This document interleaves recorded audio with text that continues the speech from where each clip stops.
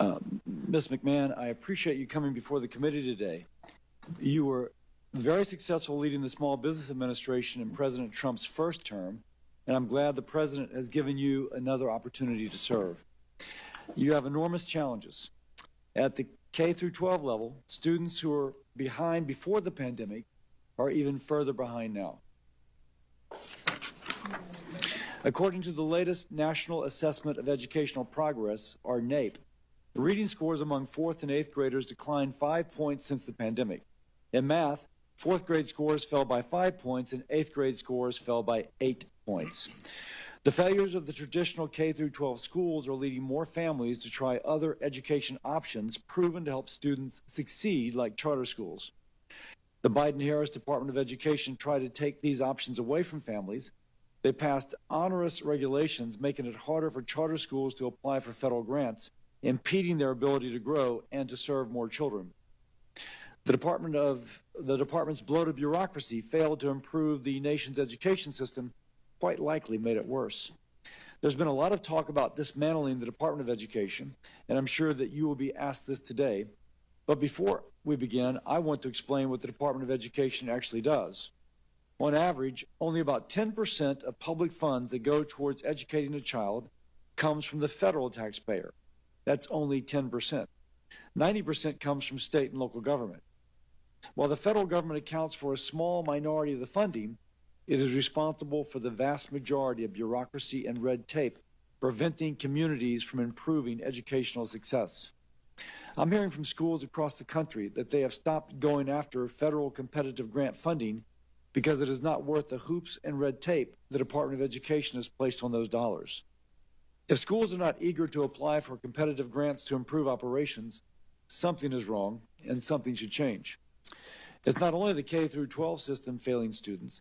Colleges and universities are not preparing students to succeed in the modern workforce. The cost of higher education are quickly outpacing the value of the degree students receive. According to a nonpartisan analysis, 23% of bachelor's degree programs and 43% of master's degrees have a negative return on investment. Too many students leave college woefully unprepared for the workforce after being saddled with overwhelming debt they cannot pay off.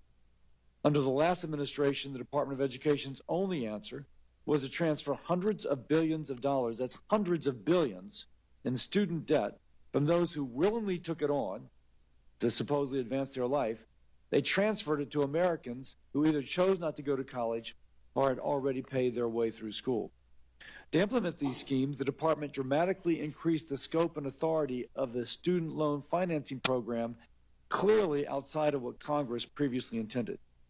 Your experience overseeing SBA loans will be a great asset as the department looks to reform a very broken student loan program. We've also seen rampant anti-Semitism on college campuses, leading to attacks and harassment of Jewish students. I'm pleased to see the Trump administration has already launched investigations, and I look forward to working with you, presuming that you're confirmed. The status quo is not working. The educational system is failing our children. The Biden-Harris Department of Education stood in the way of student success. Transformative change of the educational establishment is needed. The department needs to get out of the way of states and local communities who are best positioned to actually address students' needs. We need to empower parents so that they have a voice in their child's education. This includes increasing access to school choice, perhaps also called parental choice, so families can give their child every opportunity to succeed in the classroom and beyond. With President Trump in office and Ms. McMahon's leadership, we have a real opportunity to accomplish this. Thank you again, Ms. McMahon, for coming before this committee and continuing the discussion on how we can work together to improve student success and get our education system back on track. And with that, I yield to Senator Sanders, the ranking member. Thank you very much, Mr. Chairman, Mrs. McMahon. Nice to see you again. Let me begin by thanking teachers all over this country. This is a very difficult time to be a teacher. And talking to teachers in Vermont, and I think teachers all over the country, what they are telling me is they are spending a lot of their times not only teaching math and English, but dealing with the emotional needs of kids, because among other things, our kids are struggling in many, many ways. So it's a tough time to be a teacher, and I want to thank the teachers very much for the extraordinary work that they are doing, especially for some of the most vulnerable kids in our country. You know, way back in 1863, as we recall from our history books, Abraham Lincoln was in Gettysburg, and he looked out on a field where soldiers by the thousands had just died in the struggle against slavery, and he talked about the need to maintain a government of the people, by the people, and for the people. That was that short but very powerful Gettysburg Address. And I think in this country today, there is a growing fear that instead of having a government of the people, by the people, and for the people, we are looking at a government of billionaires, by billionaires, and for billionaires, whose job is not to improve life for ordinary people, but to make the people on top even wealthier.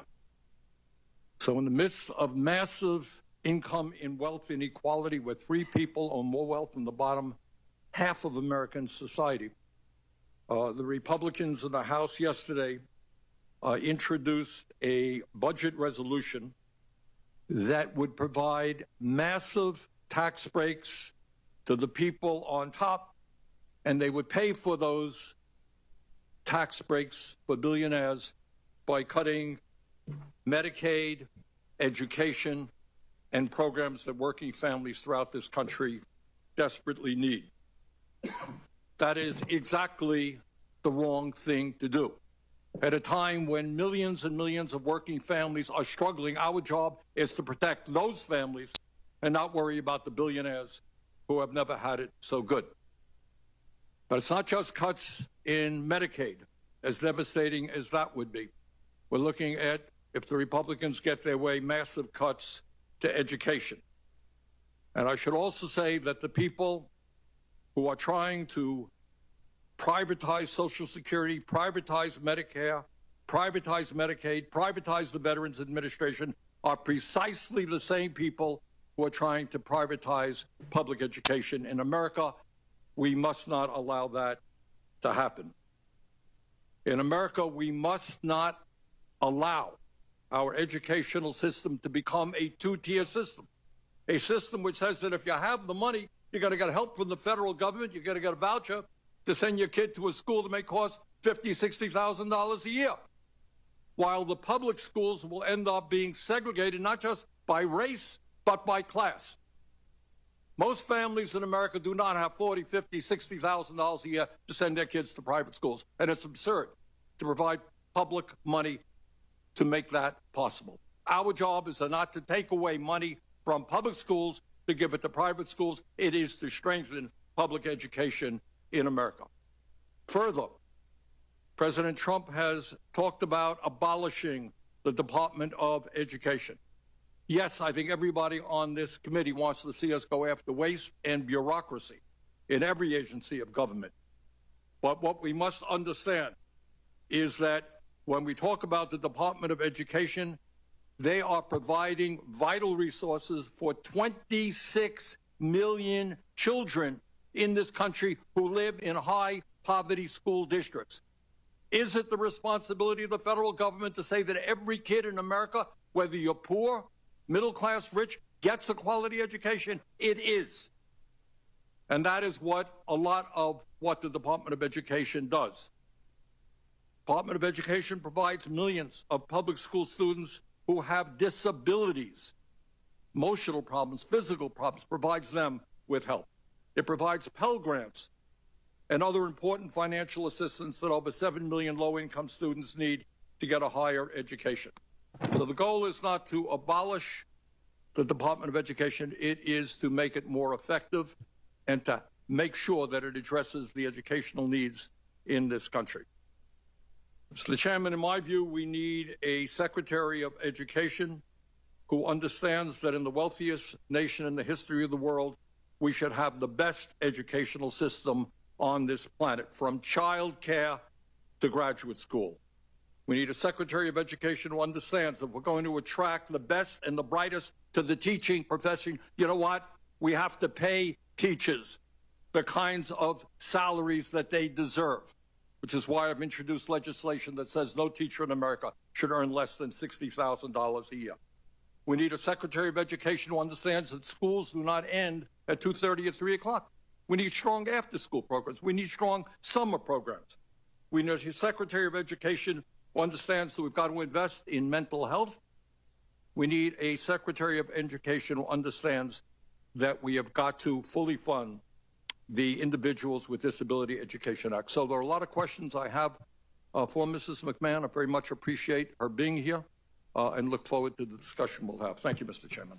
Thank you, Senator Sanders. And now to introduce Ms. McMahon, we'll start with Senator Scott. Thank you, Mr. Chairman. Thank you, Ranking Member. Thank you, committee members, for allowing me to have an opportunity to talk about my good friend, Linda McMahon. I'll say that one of the things I love about the Ranking Member is his passion about the things he cares deeply about. He and I don't agree on the conclusions or the solutions, but I do believe that he is a thoughtful person who cares about the issues, and I hope that doesn't hurt your reelection bid. But let me say this. I'm not a billionaire.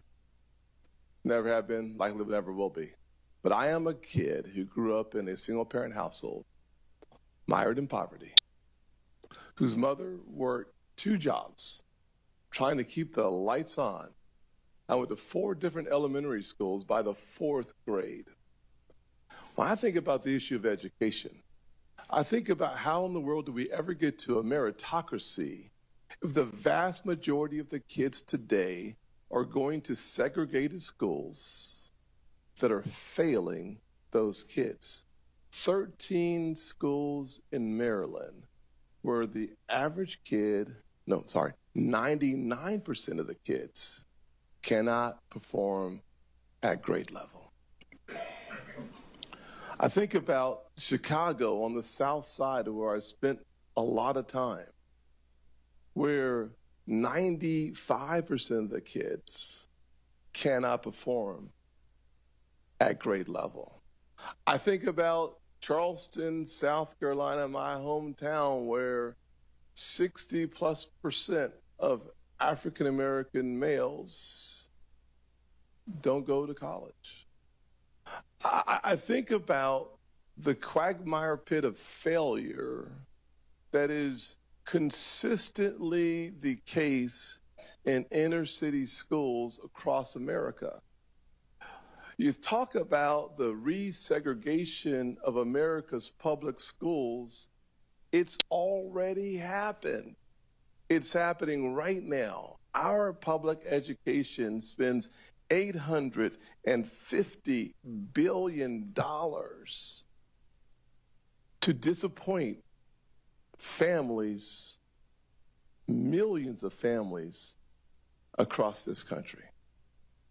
10% of the resources come from the federal government, and yet 80 to 90% of all the rules that suppress performance come from Washington. The average employee at the Department of Education, these numbers are a few years ago, and these unfortunately aren't part of my speech. Bernie changed my speech for me. Is about $106,000, where the average teacher makes $55,000. Those numbers are 4 or 5 years old. But here's my point. My point is a simple point. I'm a guy who understands the weight of a poor education system and the benefit of a good education system, because I've experienced both. I chose to introduce Linda not because I have an affinity for billionaires, though I might now, actually, but because I have a passion for quality that changes the trajectory of poor kids' lives permanently. I can't think of a more important civil rights issue today than public education and the education of our kids. I can't think of a better person to take on that challenge than someone that I had confidence when she was the administrator of the SBA. I can't think of someone better to take on this challenge than someone that took a regional company, WWE, and made it into the global powerhouse that it is today than the co-founder, chief executive, Linda McMahon. I can't think of someone better to do the job than someone who served on our own state board of education, who was a trustee at Sacred Heart University, and who led the policy initiatives at the America First Policy Institute. That would be Linda McMahon. I can tell you that there are a lot of questions I'd like to answer, but I don't have time. But I can tell you this. For the poorest kids in our country, disillusioned about the American dream, the answers they are looking for rarely come from Washington. With all of our good intentions, the Department of Education has simply failed the poorest kids in the United States of America, the greatest nation on the planet. To turn that around, we need someone who's already succeeded in business and in government. And let me just close with this. The Department of Education doesn't educate kids. It's a federal agency. Local communities and local teachers educate kids. Our Department of Education is a federal behemoth that needs to focus on getting more money in the hands of more students so that they have a better chance. And yes, I do believe that competition makes your quality go up and your cost go down. Charter schools prove that. Private schools prove that. And finally, Pell Grants. Pell Grants take public dollars to private schools. Unfortunately, poor black kids today, the vast majority, won't have a Pell Grant. Why? Because if you don't graduate from high school, if you don't have proficiency in reading, math, and science, the likelihood of you going to college is zero. Let's improve our K through 12 system so that more of America's poor rural kids and inner city kids both have the experience I have of realizing their version of the American dream.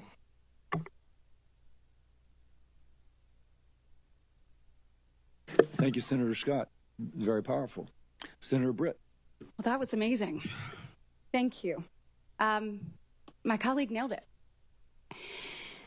Chair Cassidy, Ranking Member Sanders, and members of this committee, I am honored to join you today to introduce President Trump's nominee for Secretary of Education, my friend, Linda McMahon.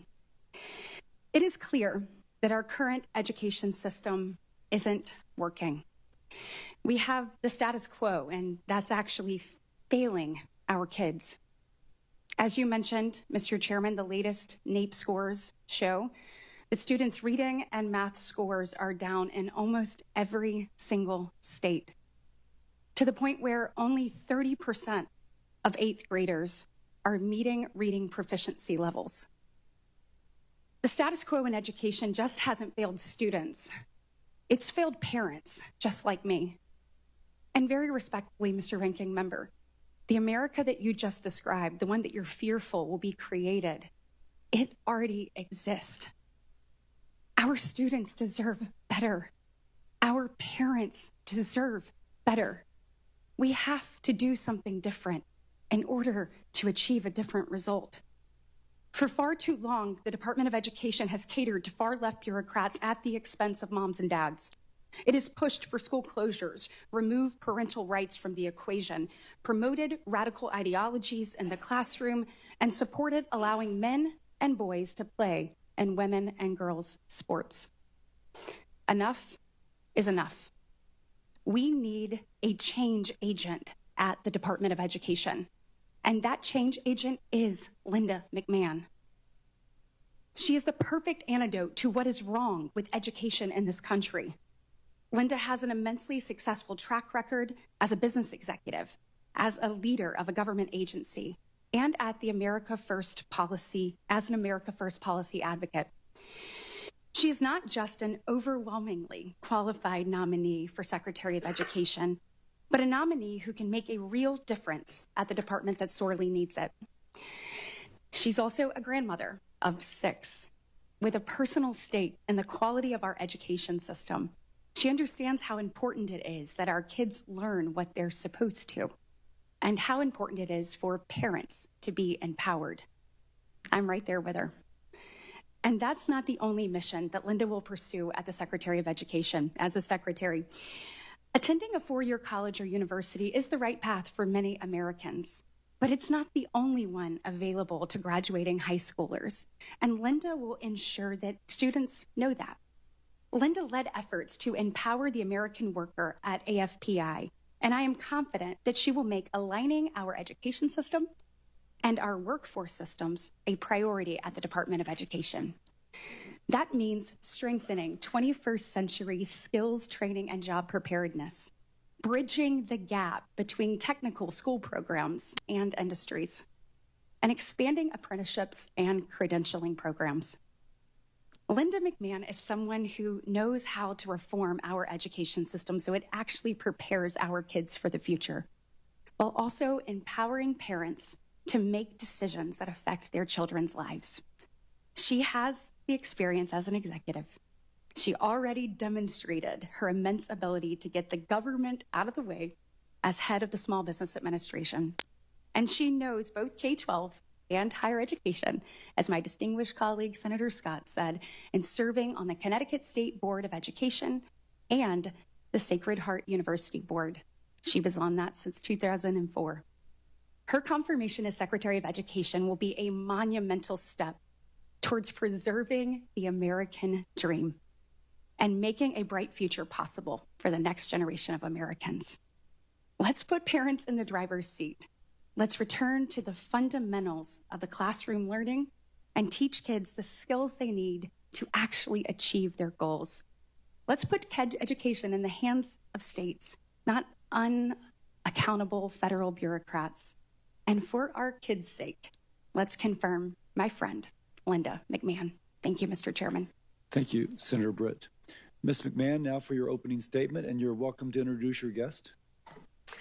Thank you very much, Chairman Cassidy. Yes, I'd like to introduce my daughter, Stephanie McMahon, Paul Levesque, her husband, and my son, Shane McMahon. I'm so happy to have them here, and many friends have come from far places, so I welcome having them here today and appreciate that they're here. So, thank you, Chairman Cassidy, Ranking Member Sanders, and distinguished members of the committee. I'm honored to have your consideration to serve as the Secretary of the Department of Education. And I'd like to thank both Senator Scott and Britt for their introductions. Members of the audience are reminded that disruptions will not be permitted while the committee conducts business. We ask you to respect that. I'm sorry. Certainly. And I'd like to thank both Senator Scott and Britt for their introductions and for the opportunity to welcome my friends and family. Thank you all so much for being here with me today. I would also like to thank President Trump for his confidence in me to lead a department whose mission and authority were a special focus of his campaign. He pledged to make American education the best in the world, return education to the states where it belongs, and free American students from the education bureaucracy through school choice. November proved that Americans overwhelmingly support the president's vision, and I am ready to enact it. Education is the issue that determines our national success and prepares American workers to win the future. I've been passionate about education since my earliest college days when I studied to earn a teaching certificate. This has continued through my business career as a Connecticut State Board of Education member, as a university trustee, and as the chair of the America First Policy Institute, which advocates for workforce development, parental choice, and accountability in higher education. I'm also a mother and a grandmother, and I join millions of American parents who want better schools for our kids and grandkids. The legacy of our nation's leadership in education is one that every person in this room embraces with pride. Unfortunately, many Americans today are experiencing a system in decline. The latest scores from the nation's report card show achievement in K through 12 math and reading at their lowest level in years.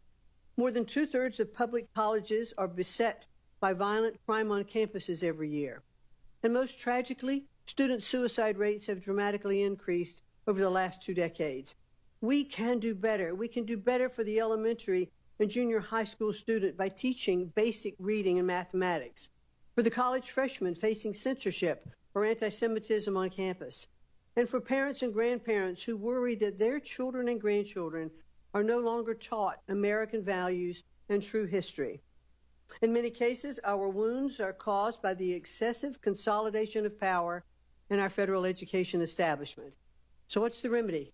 Fund education freedom, not government-run systems. Listen to parents, not politicians. Build up careers, not college debt. Empower states, not special interests. Invest in teachers, not Washington bureaucrats.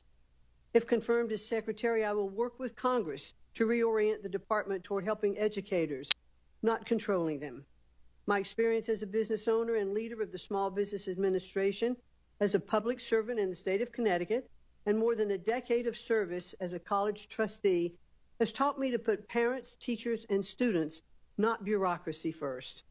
Outstanding teachers are tired of political ideology in their curriculum and red tape on their desks. And that's why school choice is a growing movement across the nation.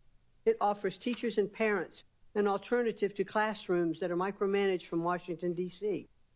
We should also emphasize career-focused education, especially in cutting-edge STEM fields, where American companies need high-skilled employees. Our workers deserve more post-secondary pathways, career-aligned programs, apprenticeships, and on-the-job learning, and jobs in tech, skilled trades, and healthcare for non-college degree holders. Those who do attend college deserve transparent costs and courses of study aligned to workforce demand. The United States is the world leader by far in emerging technologies like AI and blockchain, and we need to invest in American students who want to become tech pioneers. We should encourage innovative new institutions, develop smart accountability systems, and tear down barriers to entry so that students have real choice and universities are not saddling future families with unsurmountable debt. We must protect all students from discrimination and harassment. And if I am confirmed, the department will not stand idly by while Jewish students are attacked and discriminated against. It will stop forcing schools to let boys and men into female sports and spaces. And it will protect the rights of parents to direct the moral education of their children. The opportunity before us these next 4 years is momentous. I look forward to working with the committee, our nation's parents, teachers, and students, and education leaders from all political perspectives to build a better future for every American learner. Thank you so much for the opportunity to speak with you today, and I look forward to your questions. Thank you very much. I shall begin. Everybody's rightly focused on the fact that we have a problem with reading scores, and they've been anchored where they are for quite some time, with an incredibly high percentage of children not reading at grade level. And the old kind of truism that kids learn to read by grade 3 or 4 and they read to learn thereafter. But they're not learning to read by grade 3 or 4. So that said, dyslexia, according to NIH kind of reviewed literature, affects 20% of our population. Those 20% learn to read differently, and if their differences are not acknowledged, then they will be among those, almost an anchor holding reading scores down. Now, it would just intuitively make sense to diagnose the child with dyslexia as early as possible. Most states do not screen. That said, you can see where I'm going with my own thoughts. But what would be your approach to addressing the issue of dyslexia, which is frankly ignored, not in a state like New Hampshire, where Governor Hassan actually put in such programs, but in other states? What would be your approach to make sure that the child who's dyslexic is diagnosed at an early stage and receives the intervention that she or he would need to receive? Well, thank you very much, Chairman Cassidy, and I know this is a very sensitive subject for you, since I believe it is your son that does have dyslexia, as you and I discussed when I visited with you in your office. My daughter, but that's I'm sorry, it's your daughter. But I certainly very much would like to be sure that we are looking to diagnose issues like dyslexia early, because we have found that it can be turned around. So I'd like to work with you and understand how we could have better approach for that in our school systems. You had mentioned that you would not tolerate the anti-Semitism that has been on the rise. What steps would you take to make sure the backlog of anti-Semitism cases at the Office of Civil Rights is processed and those responsible for illegal discrimination held accountable? Senator Kennedy, Cassidy, I think that by far what we saw happening on our campuses was absolutely deplorable. Kids locked in libraries, afraid to come out. Now, I believe in freedom of speech on campus, open debate, and we should encourage that. But we cannot allow violence happening on our campuses. That puts all students in an unsafe place.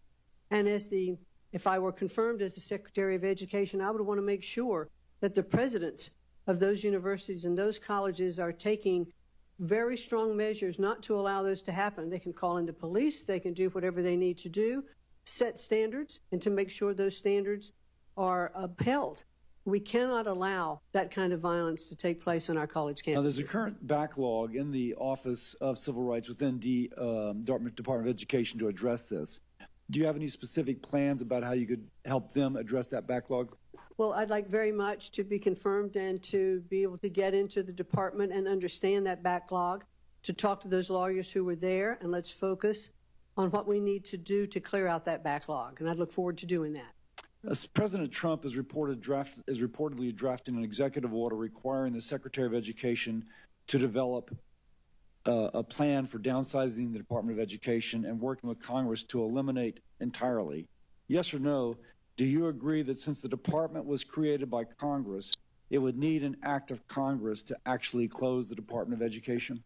And certainly President Trump understands that we'll be working with Congress. We'd like to do this right. We'd like to make sure that we are presenting a plan that I think our senators could get on board with and our Congress could get on board with that would have a better functioning Department of Education, but certainly does require congressional action. Okay. In terms of the plans to downsize, what would be the components of that plan that would not require congressional approval? Well, I do believe, Senator, that there are departments of education that are established by statute, and those particular departments we'd have to pay particular attention to.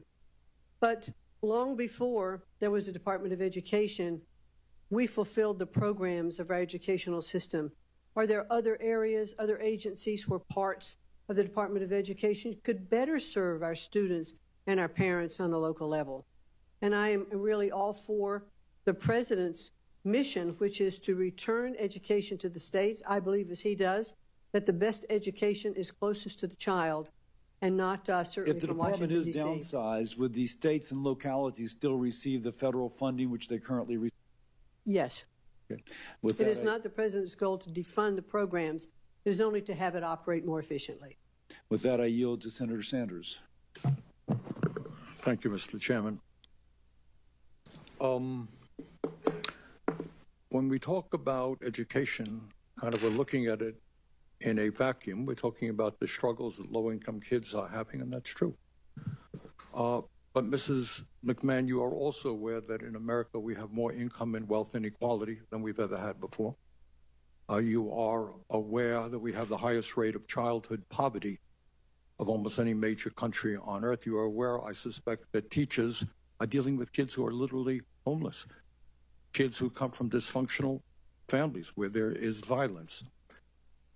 Does it concern you in America that we are living in a society where the people on top are doing phenomenally well, while 60% of Americans are living paycheck to paycheck? And how do you think that impacts our educational system? Thank you very much, Senator, for that question. First of all, let me say that I believe that teaching is one of the most noble professions that we have in our country, and we have so many good, dedicated teachers to help our students. I do think that we are trapping students often in low-performing schools, and that's why the President has such a strong policy towards school choice. But you will agree, I don't mean to interrupt you, but you will agree that you can't just look at education. The truth is that middle class, upper middle class public schools in America generally do pretty well. But if you are homeless, if you were a homeless person and you had kids, the odds of your kids doing pretty well, and I'm just asking you, What do you think about the massive level of income and wealth inequality, the fact that we have the highest rate of childhood poverty? Is that something you think you might want to pay attention to? Well, certainly, Senator, I do believe that we want to make sure that every child in our country has the opportunity to have equal access to a quality education. And the Department of Education really is not setting economic policy in the country. Well, we should focus on educating our children, and we should focus on it at the local level. let me ask you this. You mentioned correctly that we have many great teachers in America, right? Yes. If you as a businesswoman wanted to attract the best and the brightest, would you be starting them off after they leave school, maybe $50,000, $60,000 in debt with salaries of $35,000 or $40,000? Or would you say, we respect, you talked about teaching being the noblest profession. I agree with you. Would you agree with me, support my legislation that says no teacher in America should earn at least $60,000 a year? Well, certainly the pay to teachers is up to the states where those teachers reside. I do believe we should pay our teachers fairly. They spend so much time with our students, and they should be well compensated for their job. Paying them fairly, nobody in the world will disagree with you. I mean, the question is, if teaching is a noble profession, if teaching is an important profession, you know, should we be paying them salaries commensurate with the value that of the work that they are doing? So I'm asking you a simple question.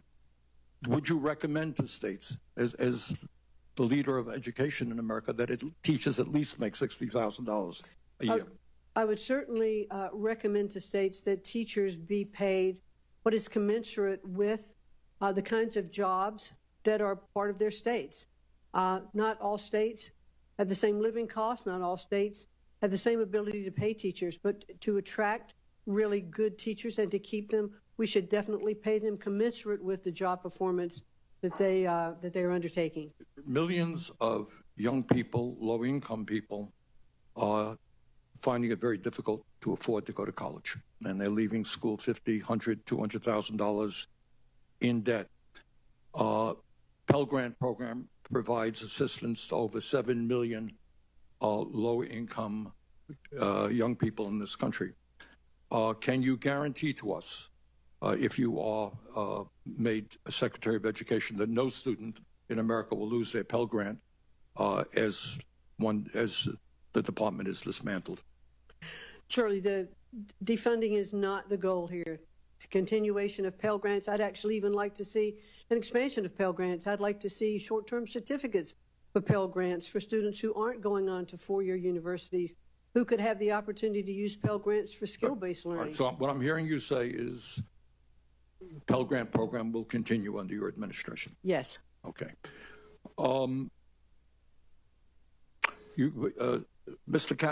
Senator Cassidy asked you an important question, and that is, do you agree, and let me just once again get your feelings on this, that if there is a movement to abolish the Department of Education, it has to go through the United States Congress? Yes, it is set up by the United States Congress, and we work with Congress. It clearly cannot be shut down without it. Thank you. Senator Collins. Thank you. Welcome. First of all, let me say I was very pleased to hear your strong commitment to enforcing the Office of Civil Rights jurisdiction over the many incidences, horrible incidences of anti-Semitism that we've seen on our college campuses. Among the important programs that are administered by the Department of Education are Title I, IDEA, and the TRIO programs, all of which have been high priorities for me. I want to briefly discuss those programs. Title I helps public schools that are serving low-income students.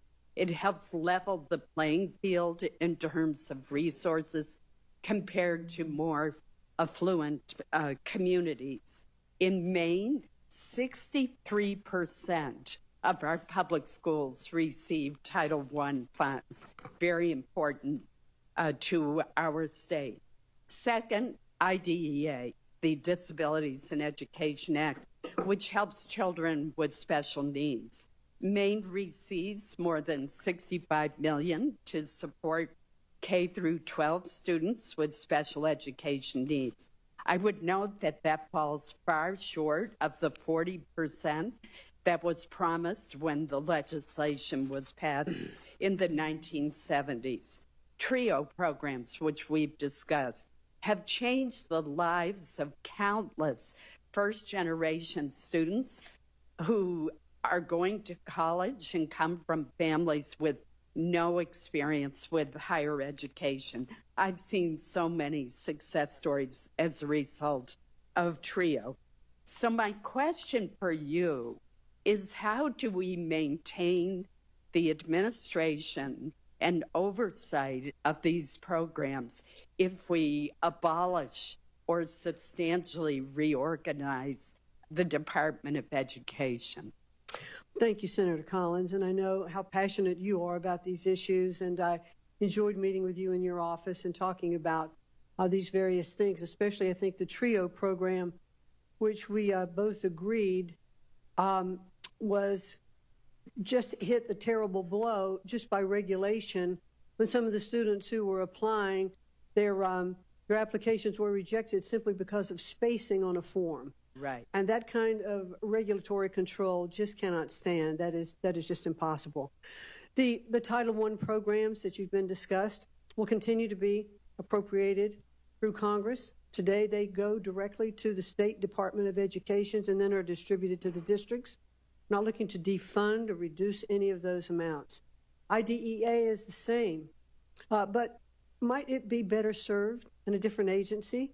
I'm not sure. It started at HEW, and the concerns for disabilities and health issues with students may very well rest better within an agency that has more oversight of all of those. So I think if I am confirmed to be able to get in and assess programs, how they can have the best oversight possible, how we can really take the bureaucracy out of education and focus on teaching our children to read and to do math and to appreciate our history is certainly my goal and would be my goal as the Secretary of Education. Thank you. On Monday, the administration announced that the Department of Education was going to terminate 89 contracts from the Institute of Education Sciences. They were worth $881 million, as well as terminating 29 training grants.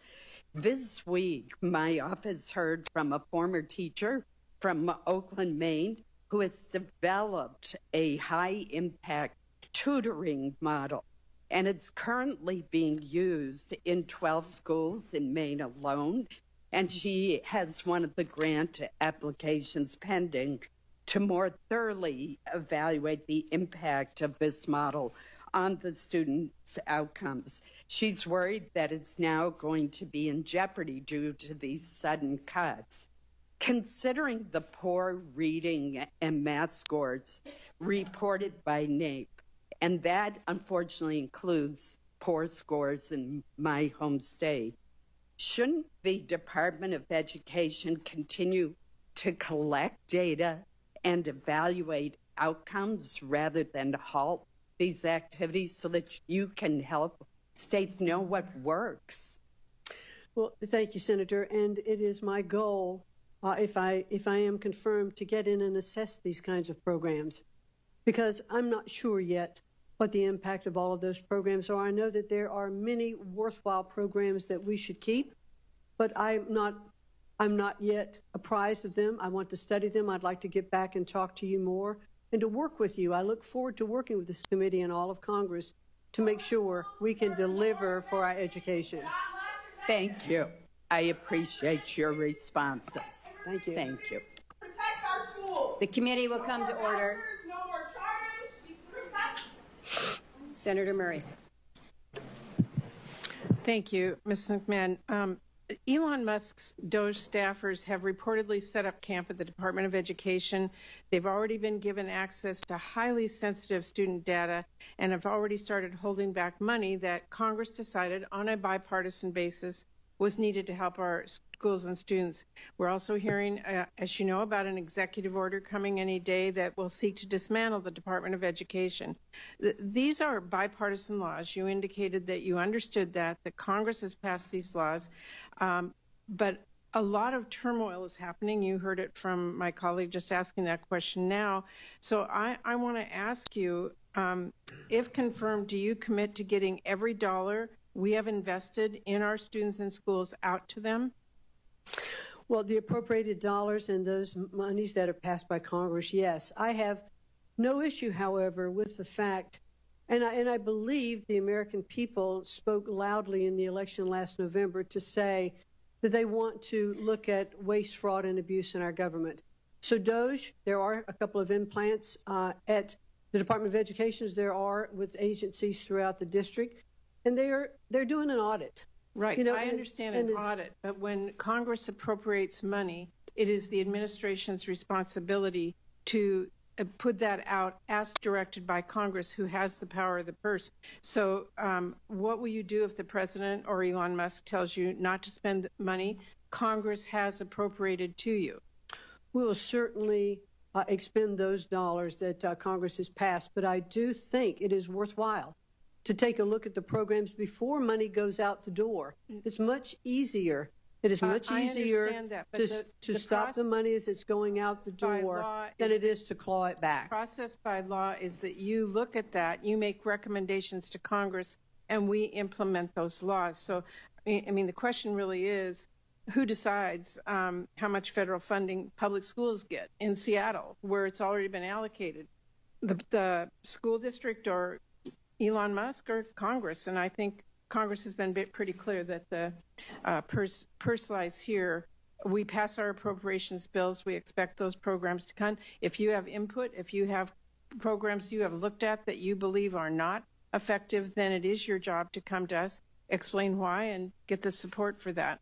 Let me move on. Ms. Mann, I believe that our nation's students, families, and taxpayers do want true accountability. They do want improvement in our schools. Back in 2015, Congress came together in a bipartisan way to replace the No Child Left Behind Act with the new law, Every Student Succeeds Act.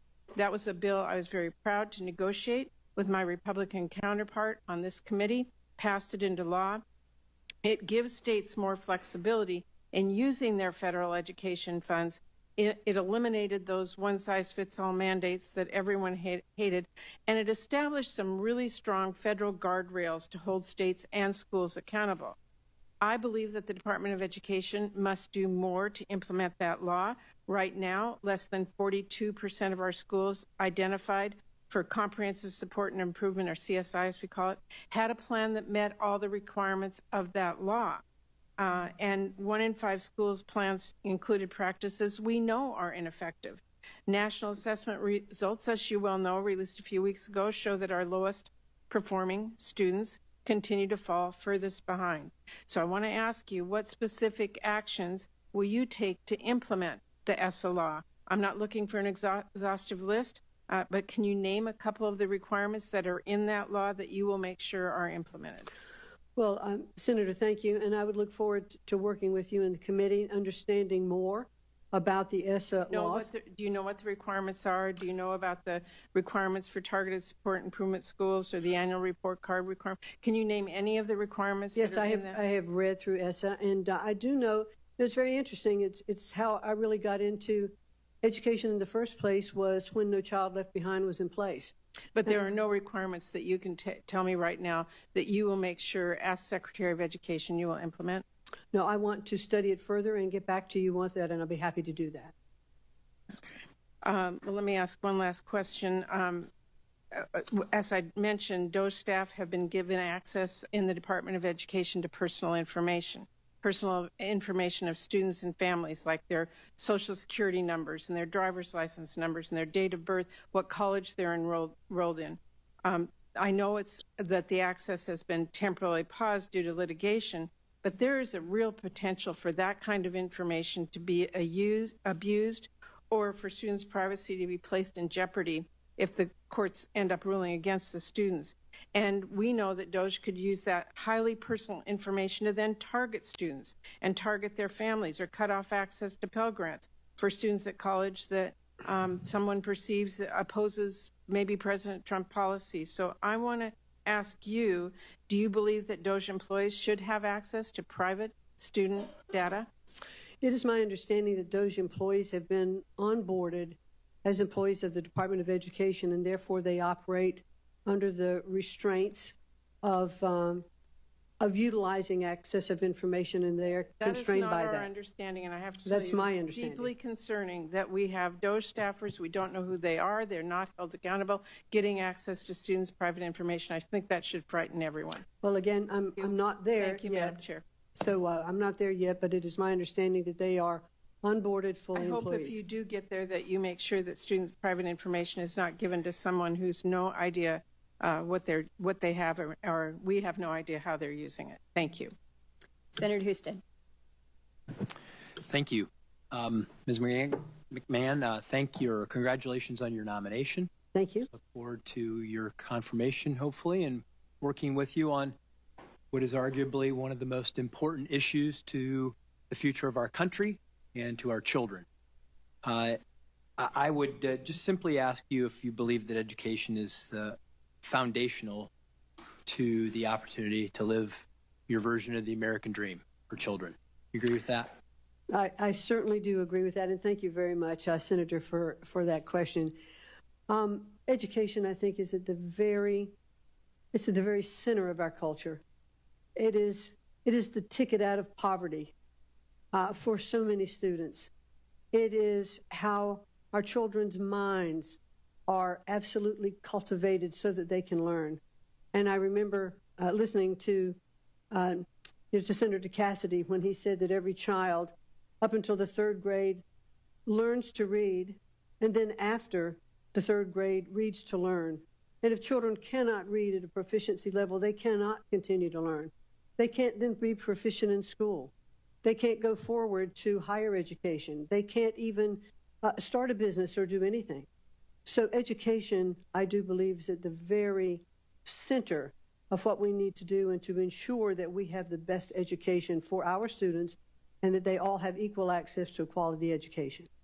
The issue of inequality has come up in this hearing, and I can tell you when I started in my elected career, I was a green state legislator in the state of Ohio who had this strange notion that if children were trapped in chronically failing schools, that they should have the opportunity to go somewhere else. And that I thought, who could be against that? And I quickly found out, well, there were a lot of people who were against that. Powerful people, powerful institutions. And I just believe that we as Americans, we believe that freedom and choice is good. It's part of our DNA. It's good for markets and business, and that monopolies don't work, whether that's big business or big government. And that has been reinforced to me over the course of basically my lifetime that I've worked on this issue. Foundationally or fundamentally, billionaires have choice. Their children have choice. It's children that grow up in poverty that don't have choice.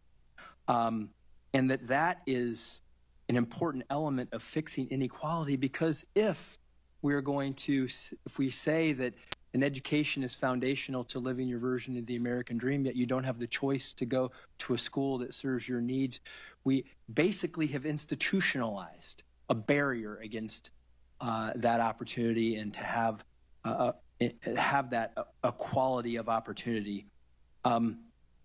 Just share with me how you hope to fix that. Well, certainly the president, one of his cornerstones relative to education is school choice. He certainly does believe in universal school choice. And we have seen, I think that there are now, I believe the number's 33 states, I might be corrected on that, states that do have school choice. And what we have found that public schools come up, they're competitive. A lot of the concerns relative to school choice, I think the statistics, belie. We have students that are not leaving public schools in hordes and going to other schools, but they have the opportunity parents look at their children and say, I want that for my child. My school is failing my child. So if I have the opportunity to have an educational savings account or a voucher program or a scholarship program to get my child maybe to that charter school or to that other public school that is doing better than the one that my child is here because this is where I live. But I know that if I could get my child to that next school, they would be better off. Every parent wants that opportunity for their child. Thank you. And just quickly, I made some calls to superintendents in my state in Ohio before I came today, and I said, would you prefer to have the money sent directly to you rather than through the federal Department of Education? And do you think you could do a better job if we released you from the rules and regulations and you just said, and they said, yes, tell us what you want us to achieve, we'll achieve it, we'll do it. And I just wanted to share that with you, and that I also want to give you a chance to answer this, that you're not, and President Trump is not talking about cutting any funding for children. You're not talking about cutting funding for disabled children. You're just talking about changing the way that the money gets to these students in schools, and that you're committed to that. Is that correct? That is correct, Senator. Thank you very much. Great. Thank you. It is now Senator Baldwin. Thank you, Mr. Chairman. And before I start my questions, just wanted to put some studies in the record. Recent research studies of private school vouchers in Louisiana, Indiana, Ohio, and Washington, D.C. showed that students who used these vouchers performed worse academically than their public school peers. I ask unanimous consent to enter into the record those 4 studies that show private school vouchers have a negative impact on student achievement. Without objection. Thank you, Mr. Chairman. Mrs. McMahon, I appreciated the opportunity to meet with you last month, and I believe in giving all the president's nominees a fair shake. That's what the people of Wisconsin expect from me, and I look forward to hearing more about your approach to running the Department of Education if confirmed. Mrs. McMahon, since 1972, Title IX has been a critical tool in ensuring that all students are protected from sex-based discrimination in federally funded education programs. We briefly discussed Title IX in our meeting, but I'd like to ask you a series of yes or no questions to get into a little bit more detail here.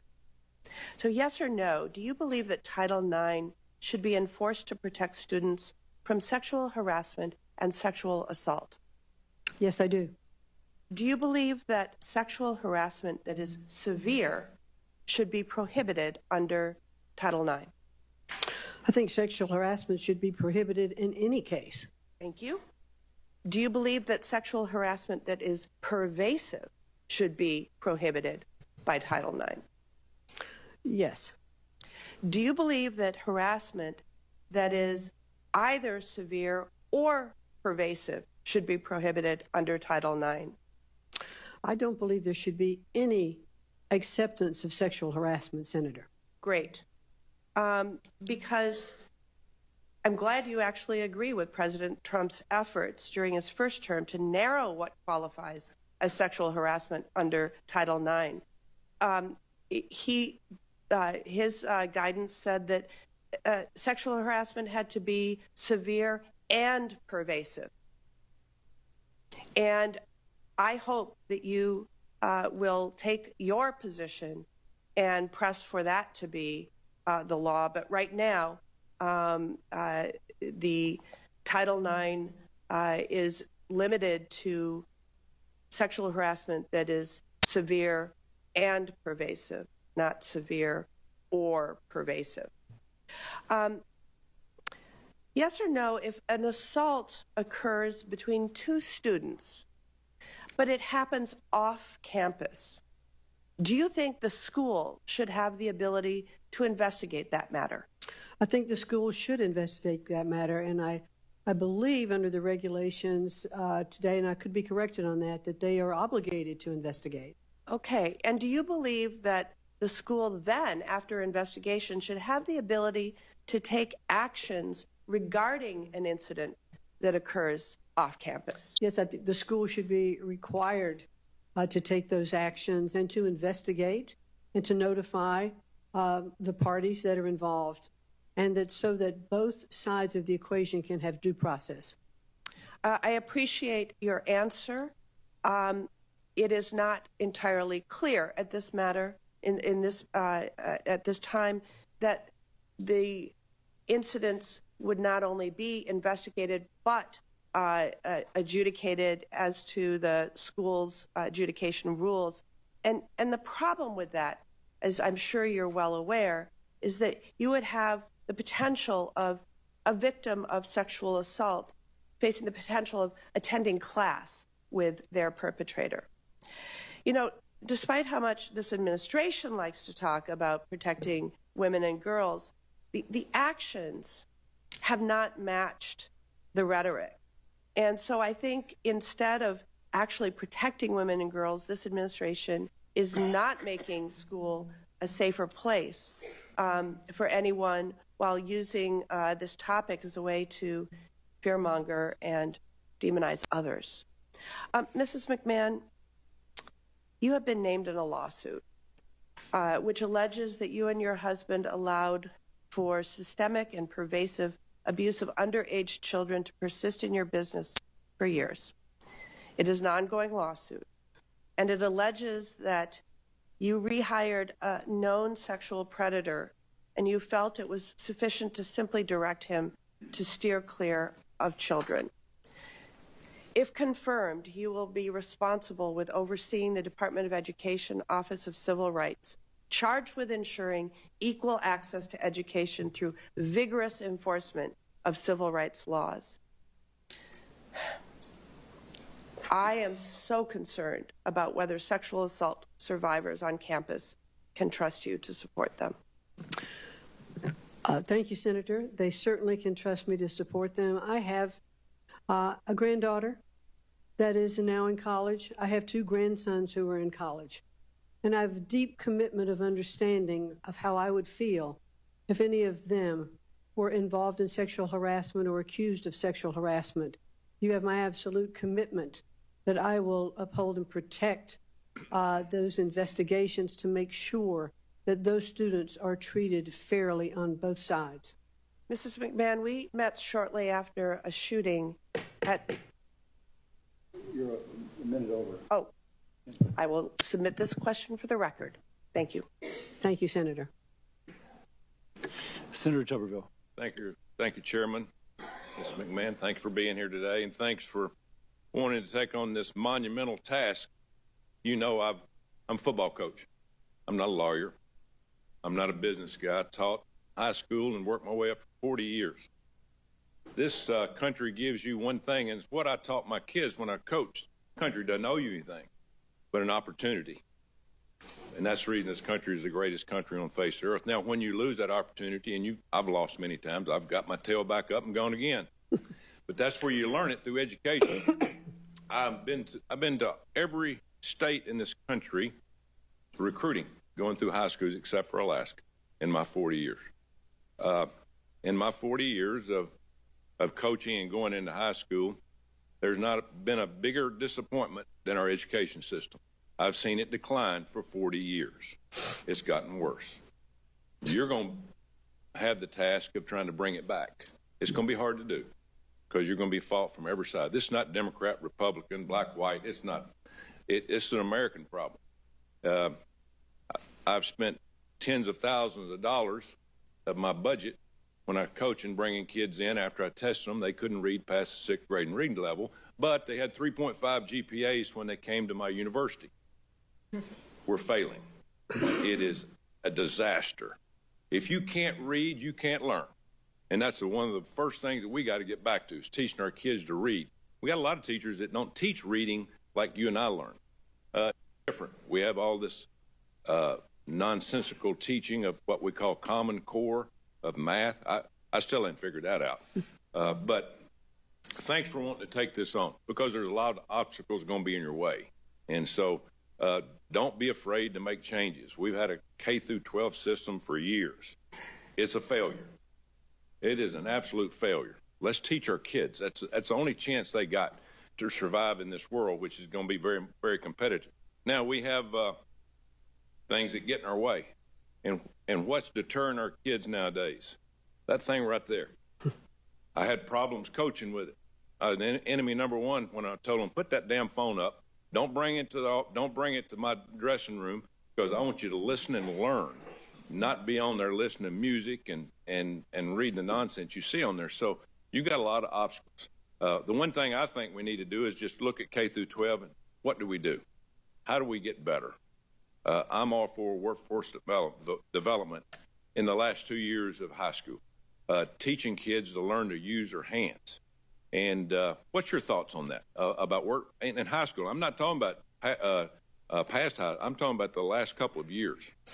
Well, thank you, Senator. I think when you and I met in your office, and I appreciated that time, I discussed with you that I probably dated myself by saying that when I was in high school, in your senior year in high school, you could take a vocational program, which meant that you went to school the first part of the day. The second part of the day, you could have a job. You could be learning a skill or a trade, and those credits would count towards your education. I think we need to get back to more of that. We are not teaching skill-based learning in our schools anymore. And I think we have to look at our entire education system and say, four-year college is not for everyone. For those particular jobs that require doctors, lawyers, engineers, that require 4 years, then I think... Ms. McMahon, please suspend. The committee will come to order. Capitol Police are asked to remove the individual from the room. I don't think she knows how to read or Again, listen. members of the audience are reminded that disruptions will not be permitted while the committee conducts its business. With that, Ms. McMahon, please resume. Thank you. So I think we do have to get back to teaching basics in school K through 12, but to continue on to what we were talking about, but we don't have enough skill-based learning. We don't have enough internships or apprenticeship programs.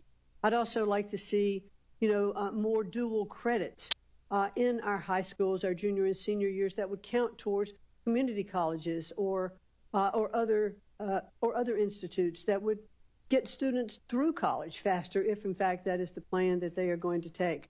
So we have so much that we can do to help our students get prepared to have a good income and a good livelihood. And if they can graduate from high school with some skill-based already, they can even start a business of their own. They can decide at that particular point, I want to put more money towards my own education, but in the meantime, I am prepared to make a living. But I think we have to look at education and say our vocational and skill-based training is not a default education. It can be something, it can be front and center, so that students who are inclined to go in that direction actually should be encouraged to do that. It's not one size fits all. I would hope, too, that you would look, my time's almost up, would look at the number of teachers we have now as compared to administrators. We need teachers. We don't need people up sitting in the office with their feet propped up. We need people in the classroom teaching these kids, hold them accountable, and put more money in the teachers and less money in administrators. I think we'd be a heck of a lot better off. Thank you. Thank you very much. Thank you. And I'll note for the record that many of the losses Coach Tuberville suffered were at the hands of LSU. But Senator Murphy. Thank you very much, Mr. Chairman. Ms. McMahon, good to see you. You and I have spent a lot of time over the years, and I appreciate your willingness to sit before the committee and answer some really important questions. I want to talk to you about an executive order that the Trump administration issued that commands agencies, including the Department of Education, to eliminate grants to organizations and entities that support DEI programs and activities. As you know, this has a lot of schools all across the country scrambling because they have no idea what that means. They don't know because the order doesn't define DEI as to whether they are in compliance or out of compliance and whether they are going to have their federal grants compromised. How does a school know whether it's running a DEI program or not? Well, certainly, and thank you, Senator, and it is good to see you again outside of the state of Connecticut, where we run into each other. DEI, I think, has been,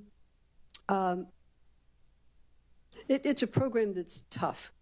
It was put in place ostensibly for more diversity, for equity and inclusion, and I think what we're seeing is that it's having an opposite effect. We are getting back to more segregating of our schools instead of having more inclusion in our schools.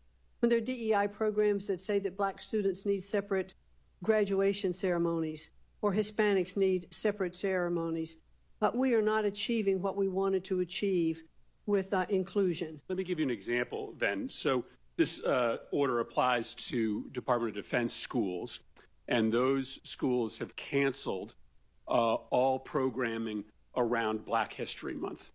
So if a school in Connecticut celebrates Martin Luther King Day and has a series of events and programming teaching about Black history, are they in violation of a policy that says schools should stop running DEI programs? Not in my view. That is clearly not the case. The celebration of Martin Luther King Day and Black History Month should be celebrated throughout all of our schools.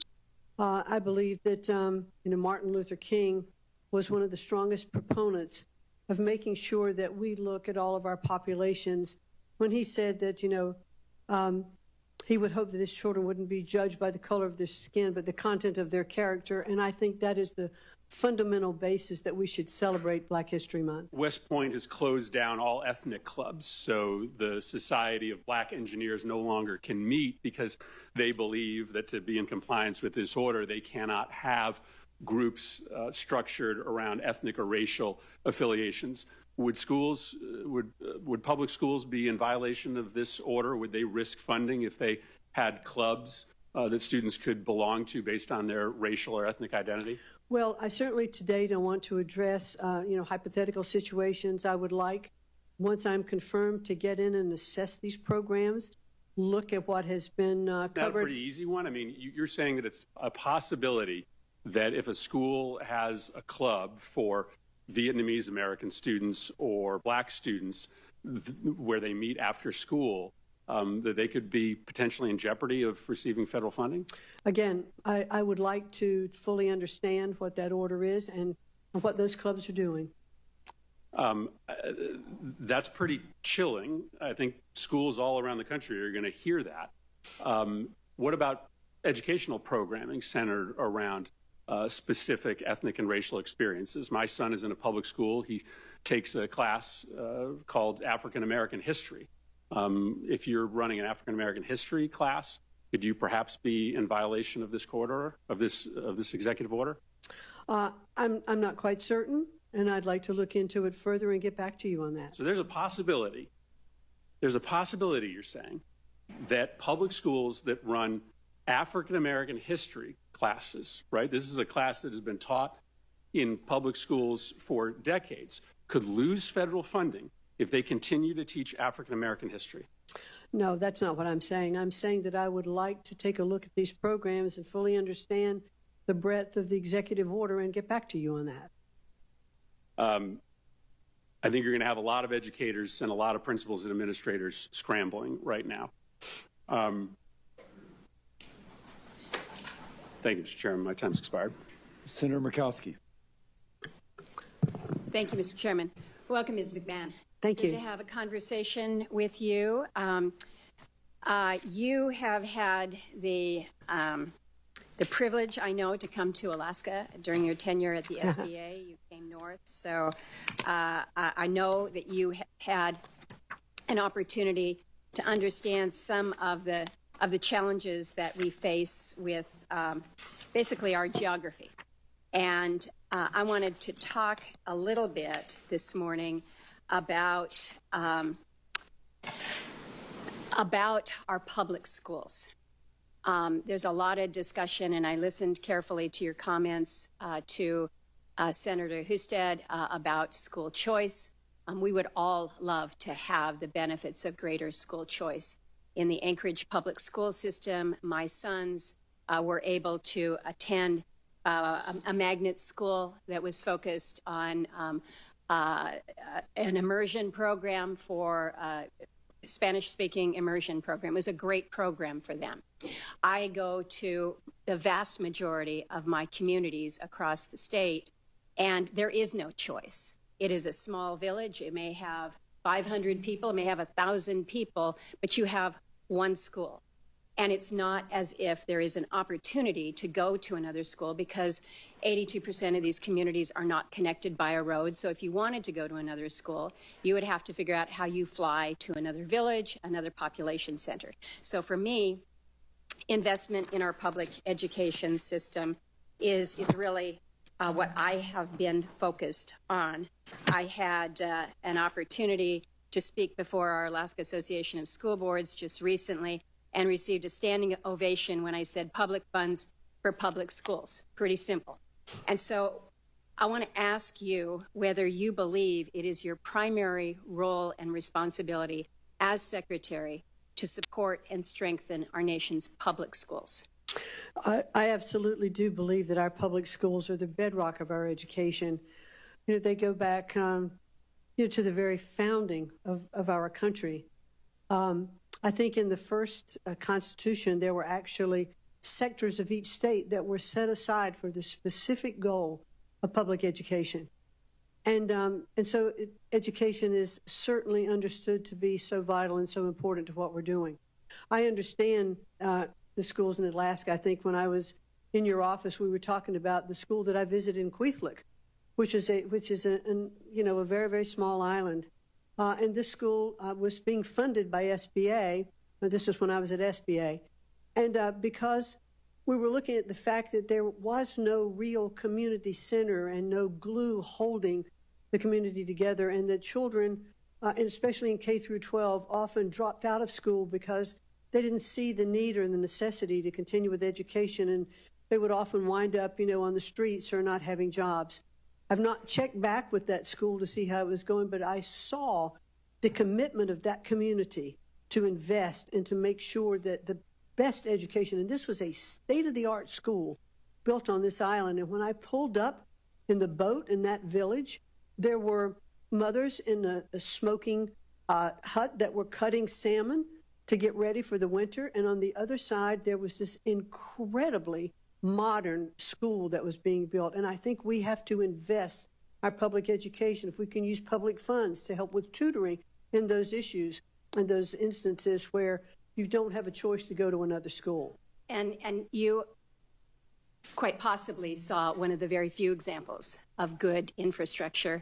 And as we know, it's not just giving a good building, it is making sure that you have teachers that are able to stay in a village that lacks a lot of resources, a lot of support. I want to pivot from that, but I do want to underscore the emphasis on education equity across America, including in the most rural of areas. Because I listen to a lot of the comments around here, and it works if you're in a city, but it doesn't work in my communities, and I have an obligation to them. I want to ask you about local control here real quickly. This has been something that as Republicans we've been talking about. It's local control, local control, local control. And we've got a lot of folks that are suggesting that now the public school curriculum should not include lessons in diversity, equity, and inclusion. Want to focus on other things. I understand that. But we have ESSA, the Elementary Secondary Education Act. We included a number of provisions that were very, very specific in prohibiting any federal employee from mandating, directing, or controlling a state's school districts or schools' instructional content, academic standards and assessments, curricula, or program of instruction. So you may be in a situation where, as secretary, you may not condition the award of a grant on a school agreeing not to teach DEI subjects. You may be in a position where you can't mandate that they teach the principles of the U.S. Constitution. You may be in a position where you are not able to prohibit teachers from discussing LGBTQ issues with students. ESSA is very clear, and again, it was something that we wanted to promote as Republicans with a focus on local control. So how do you balance what you have shared here before the committee with the requirements of the law that says the federal government is not the school board here, if you will, for our nation's schools. Thank you, Senator. And I believe, I don't remember which of the senators this morning, well, actually, I think it was Senator Scott, who said the Department of Education does not actually educate any child. It is to be handled at the local level. And I understand under ESSA there were lots of regulations put in place to return, and the goal was to return education to the states, which is clearly the president's role. But, Senator, I must say, we have failed in our mission. We are not delivering the kind of education that we need to deliver to our children. I believe, as does the president, the best education is closest to the child, that parents and the school officials who understand the needs of those children in those communities can best direct the education in those states, and states will be competitive. Governors have put in programs, for school choice, et cetera, and looking and what kind of results, are we seeing? I was heartened by the state of Louisiana in the recent NAEP scores that came out, that they had brought up their reading and their math scores by a considerable percentage because they went back to basics. They were teaching children to read and write and do arithmetic. And I think I heard superintendent of the Louisiana schools say that he used everything from flashcards to AI to make sure that the students were getting the basics in education. And that's what we have to get back to. Sounds like you're suggesting we need to amend or change ESSA. Senator Murkowski, I was asleep at the wheel. You're like way over. Senator Kane. I would never describe you as asleep at the wheel, Mr. Chairman. But thank you, Ms. McMahon. I enjoyed the visit we had in our office, especially our discussion about career and technical education. That's a huge passion of mine. I want to ask you about public service loan forgiveness. The federal public service loan forgiveness program was put in place during the Bush administration, bipartisan Congress. It's been part of law since 2007. What is your position on public service loan forgiveness program? Well, certainly, and thank you very much. And it was good to visit with you in your office, Senator. Clearly, there are programs that have already been passed by Congress that do, in fact, grant loan forgiveness for public service. Our first responders, military, et cetera. And we certainly should honor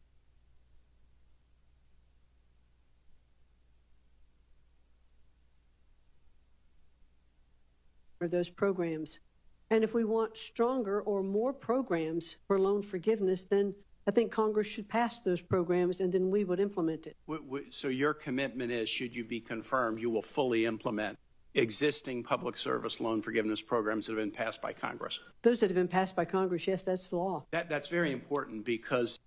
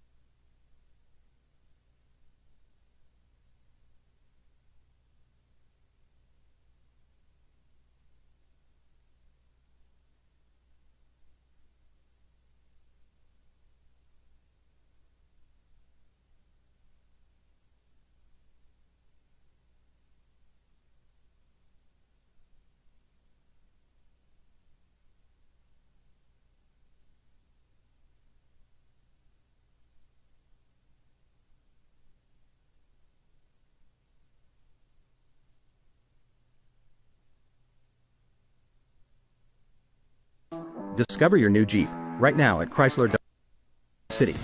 Come lease a 2025 Jeep Grand Cherokee L for $568 per month for 39 months.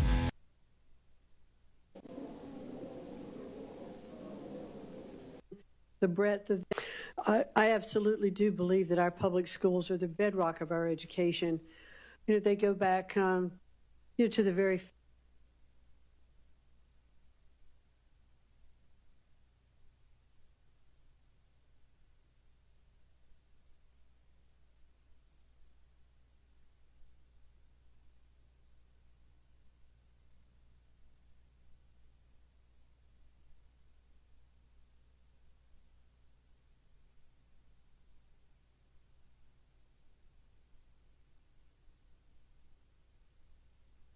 They didn't see the need or the necessity to continue with education, and they would often wind up, on the streets or not having jobs.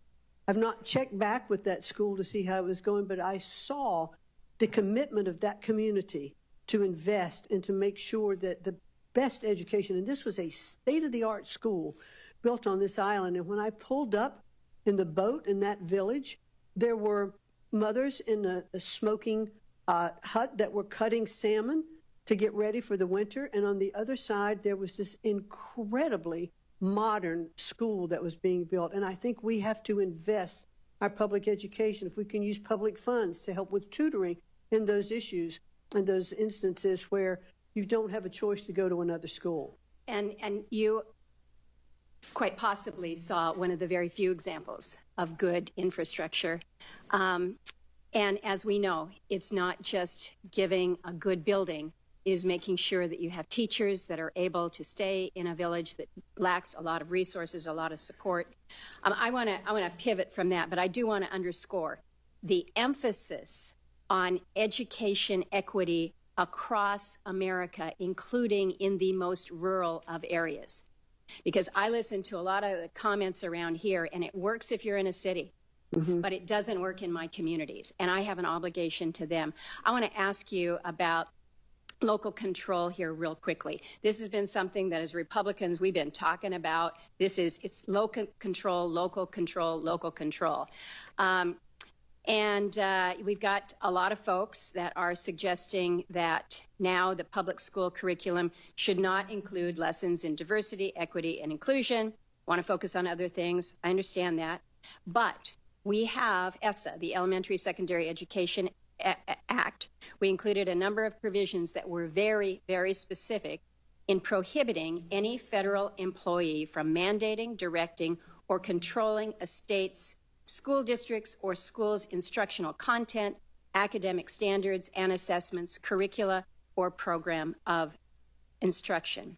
So you may be in a situation where, as secretary, you may not condition the award of a grant on a school agreeing not to teach DEI subjects. You may be in a position where you can't mandate that they teach the principles of the U.S. Constitution. You may be in a position where you are not able to prohibit teachers from discussing LGBTQ issues with students. ESSA is very clear, and again, it was something that we wanted to promote as Republicans with a focus on local control. So how do you balance what you have shared here before the committee with the requirements of the law that says the federal government is not the school board here, if you will, for our nation's schools? Thank you, Senator. And I believe, I don't remember which of the senators this morning, well, actually, I think it was Senator Scott, who said the Department of Education does not actually educate any child. It is to be handled at the local level. And I understand under ESSA there were lots of regulations put in place to return, and the goal was to return education to the states, which is clearly the president's role. But Senator, I must say, we have failed in our mission. We are not delivering the kind of education that we need to deliver to our children.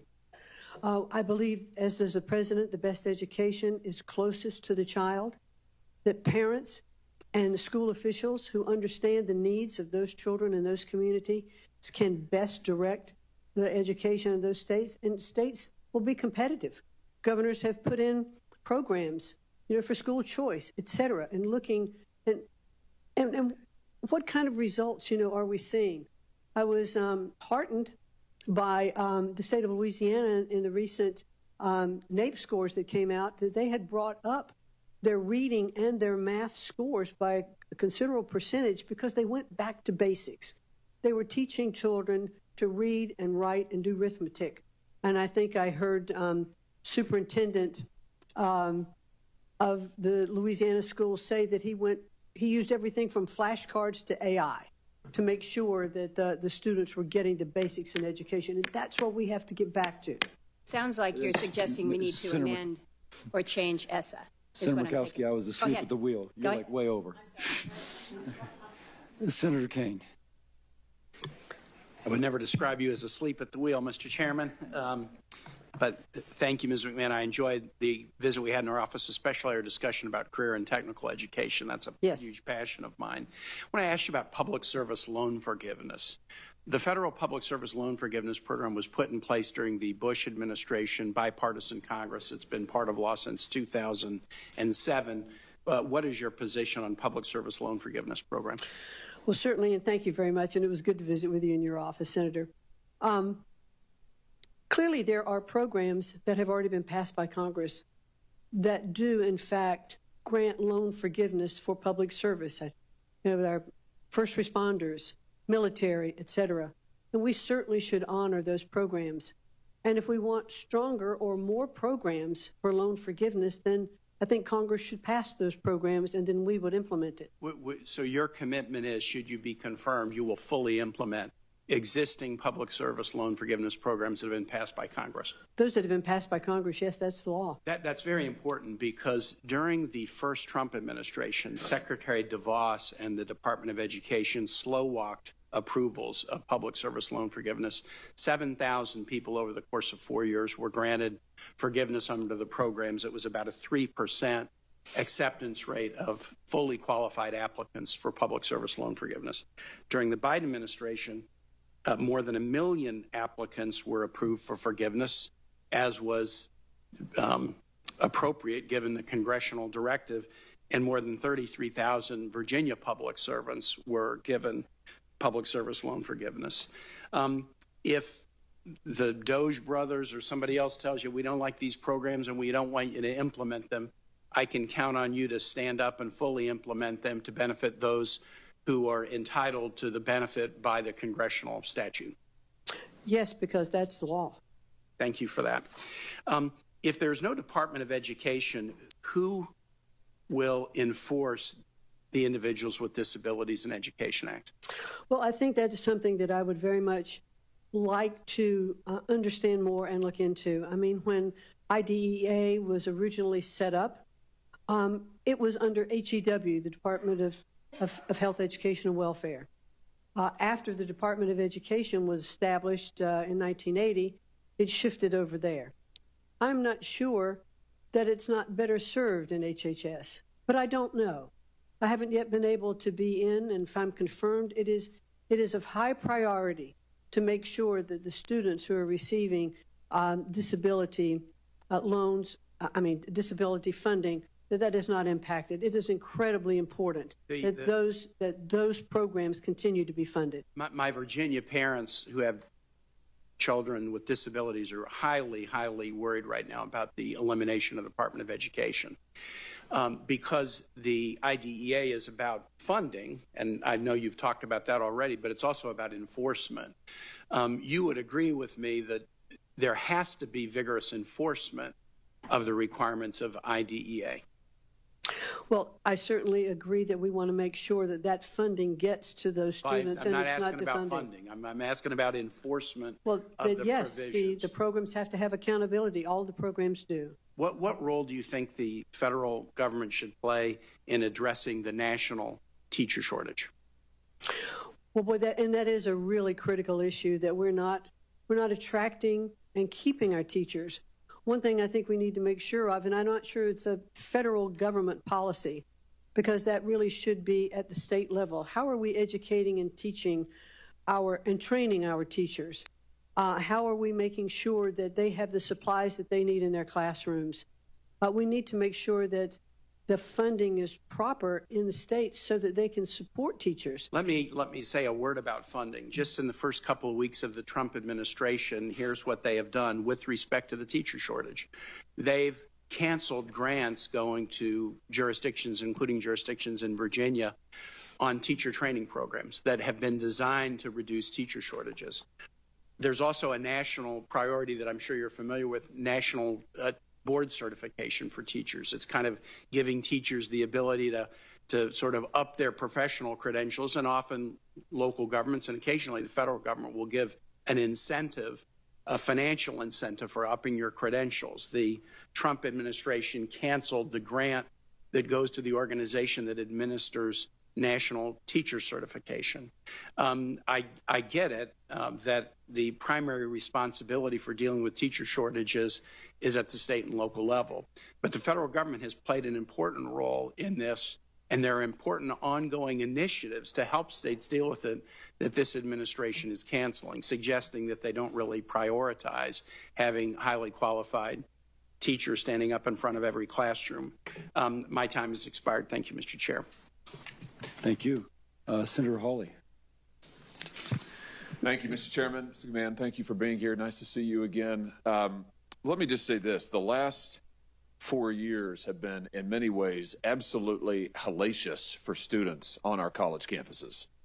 You had the last administration which issued federal rules, binding regulations that required our college campuses to put biological men into women's locker rooms.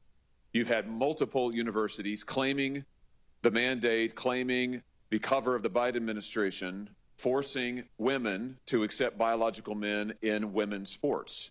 And so you've seen young woman after young woman denied basic safety in their changing facilities, for heaven's sake, basic safety in their dorm rooms, not able to play college sports. Now, I'm delighted that a federal court finally struck down this Biden administration rule back in January, just over a month ago. And President Trump issued a clear, strong, unequivocal executive order saying that Title IX will be enforced according to its terms, which is Title IX protects women's sports. It protects women on college campuses. No more men in women's locker rooms. This is a huge victory for common sense and the rule of law. My question to you is this. A number of universities, including some very prominent ones that love to call themselves elite, have said they're not going to follow that executive order. They're going to keep having men in women's locker rooms. They're going to try to get men in women's sports. What can be done to ensure that these colleges comply with the law and that women are safe on campus and that women are able to play sports without men interfering? Well, certainly that it's I agree with you that I was very happy to see that those restrictions on Title IX vacated, so that we are really back to what Title IX was originally established to do, and that was to protect sexual discrimination. And women should feel safe in their locker rooms. They should feel safe in their spaces. They shouldn't have to be exposed to men undressing in front of them. I think I heard one person the other day say, well, the guys just should hold the shower curtain in front of them so that they aren't exposing themselves. I mean, really, that's just not what we should be doing. We want to make sure that Title IX, which is the law, is enforced. And we need to uphold that. Will you investigate those universities that are not complying with Title IX, that are not complying with the president's executive order? These universities are absolutely getting federal funds from this department, the department that you're going to run if and when you are confirmed, and I believe you will be. Will you investigate those universities and give them an ultimatum? Either they need to comply with the law, they need to follow the law of Title IX, they need to follow the rules issued by this administration, your department, or no federal funding. I mean, will you make sure that the law is enforced? Yes, we will make sure the law is enforced. Very good. Let me ask you about... I'm a teacher, and this... The senator will suspend. Will be terrible for my district. The committee will come to order. Capitol Police are asked to remove the individual from the hearing room. Members of the audience are reminded that disruptions will not be permitted while the committee conducts its business. The senator will resume. Don't worry, Ms. McMahon, it's me, it's not you. It's all right. That effect. Let me ask you about something else that's happened on our campuses in the last 4 years, the wave of anti-Semitism that we've seen, particularly after October 7th with the attacks on Israel. Shameful attacks on Jewish students, Jewish American students, Jewish students from overseas. We have seen the most unbelievable pro-terrorist propaganda. And again, these universities taking federal money, getting federal funds, not protecting Jewish students, permitting encampments, permitting violence in some instances, attacks on students on their campuses. The president has issued an executive order on January the 29th on measures to combat anti-Semitism, and he directed the Department of Education's Office of Civil Rights to open Title VI investigations into a number of universities, including Columbia, Berkeley, Northwestern. Will you enforce the law, Title VI to the hilt, and will you make sure that Jewish Americans are safe on our campuses, for heaven's sake, and these crazy students who are committing crimes, breaking windows, smashing into buildings, trapping Jewish students in libraries? Will you make sure that this stops on our college campuses that are getting all of this federal tax money? Absolutely, or face defunding of their monies. Very good. And let me ask you about something else.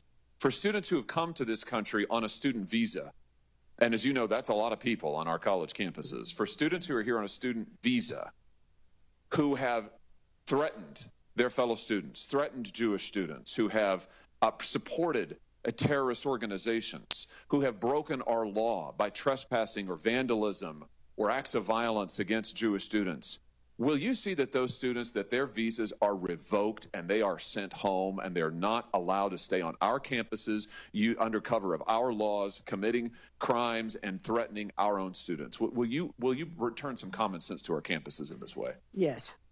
Fantastic.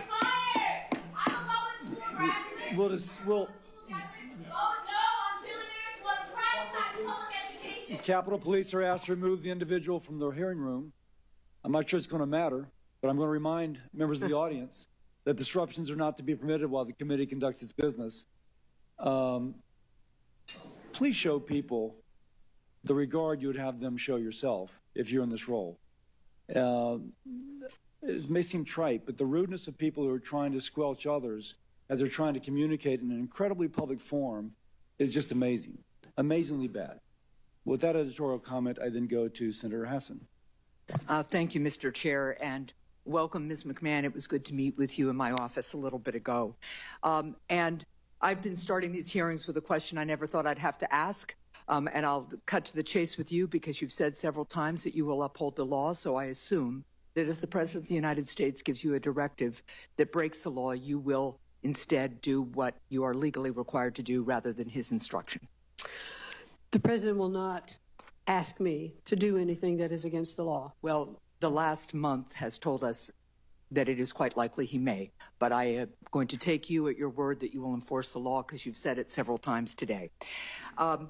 3 weeks ago, the President unilaterally cut all federal grants by issuing an indefinite freeze. That's an unconstitutional and, yes, illegal action that was stopped by federal courts, to my previous point. Subsequent reporting indicates that the President is also planning to eliminate the Department of Education, the department that you're interviewing today to lead. And there's this little bit of, I don't know, the whole hearing right now feels kind of surreal to me. It's almost like we're being subjected to a very elegant gaslighting here, because Senator Hawley just asked you, and you talked about the need to enforce protections for Jewish students on college campuses, but the very department where the enforcement would take place is the Department of Education, and he wants to eliminate it, and you say you will work with him to do that.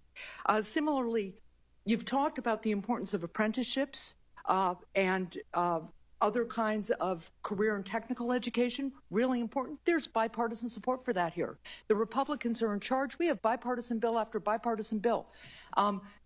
We could go right forward with it, but there's this discussion as if we haven't made any progress on that, and there's somehow a partisan divide about that. So I'd encourage you to look into that. But I want to talk a little bit about why the Department of Education is so important. It plays a critical role in making sure that students, regardless of their zip code, race, gender, disability, or family circumstance, have access to a quality public education.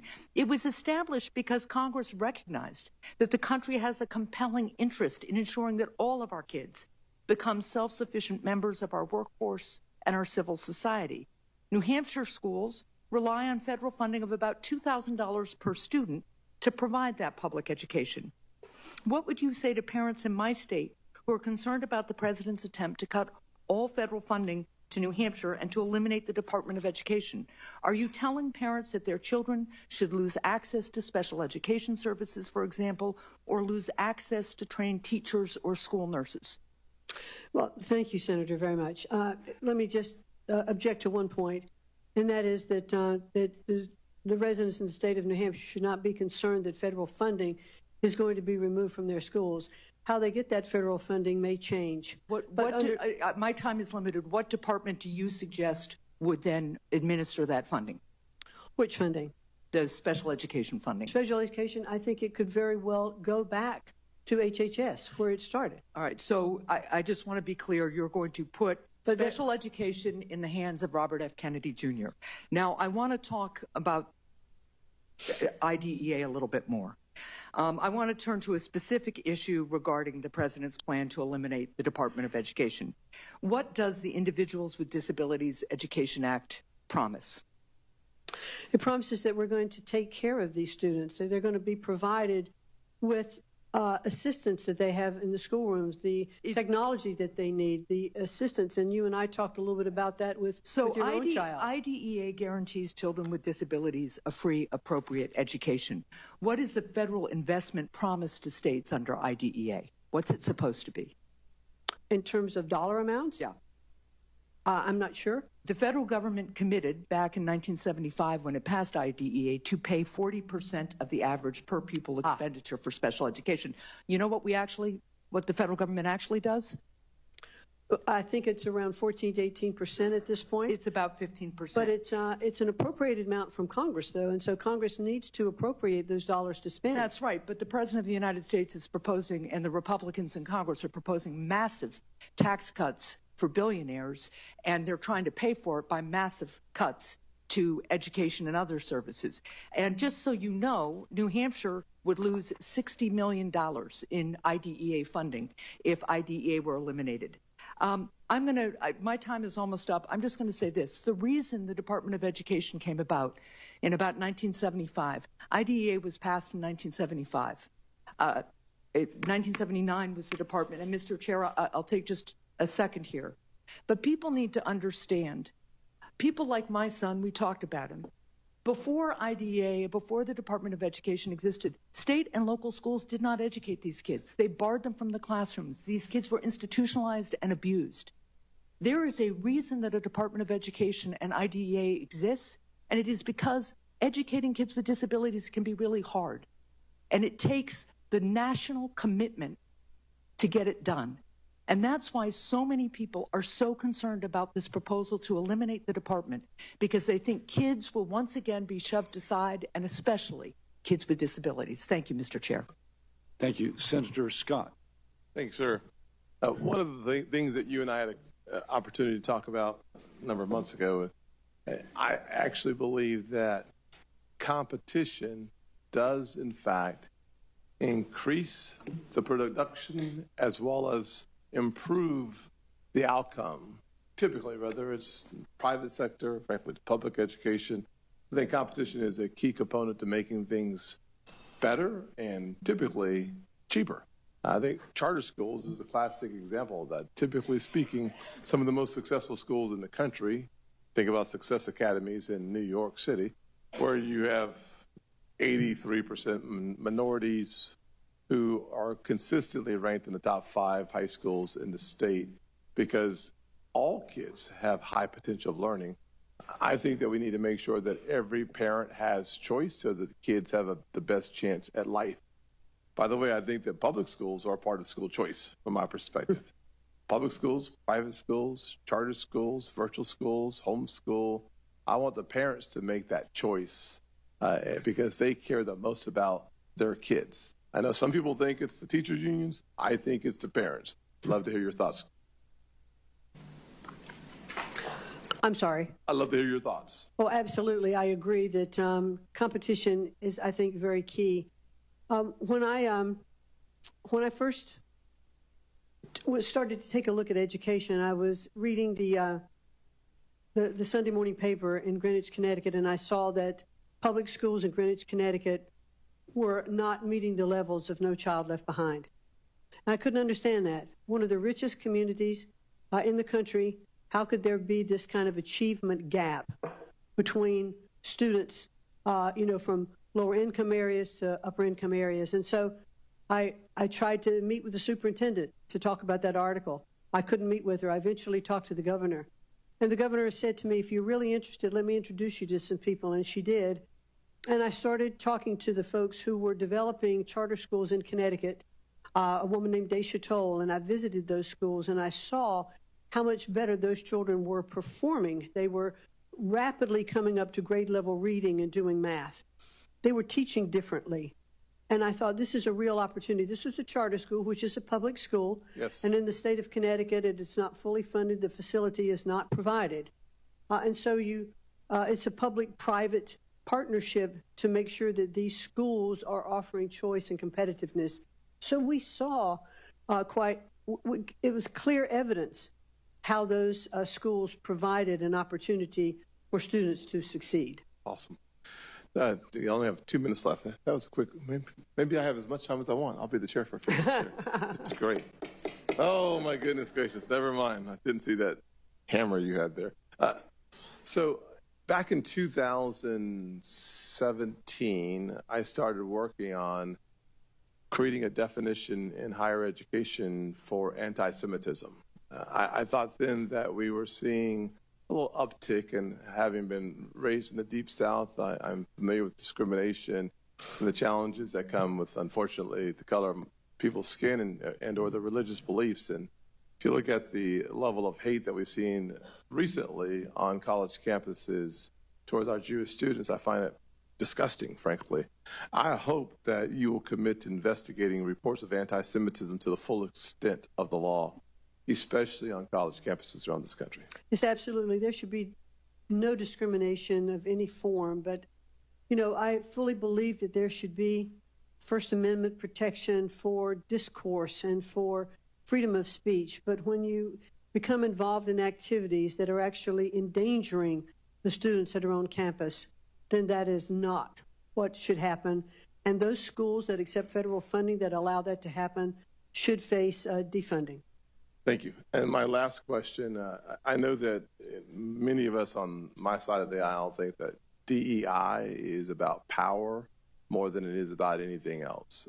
I think diversity actually is very healthy for our country. It is the backbone and the strength of our country. I think diversity, equity, and inclusion is a political movement that has very little to do with the advancement of people based on the merit, based on what they have to offer, and more to do with about gaining power and political position.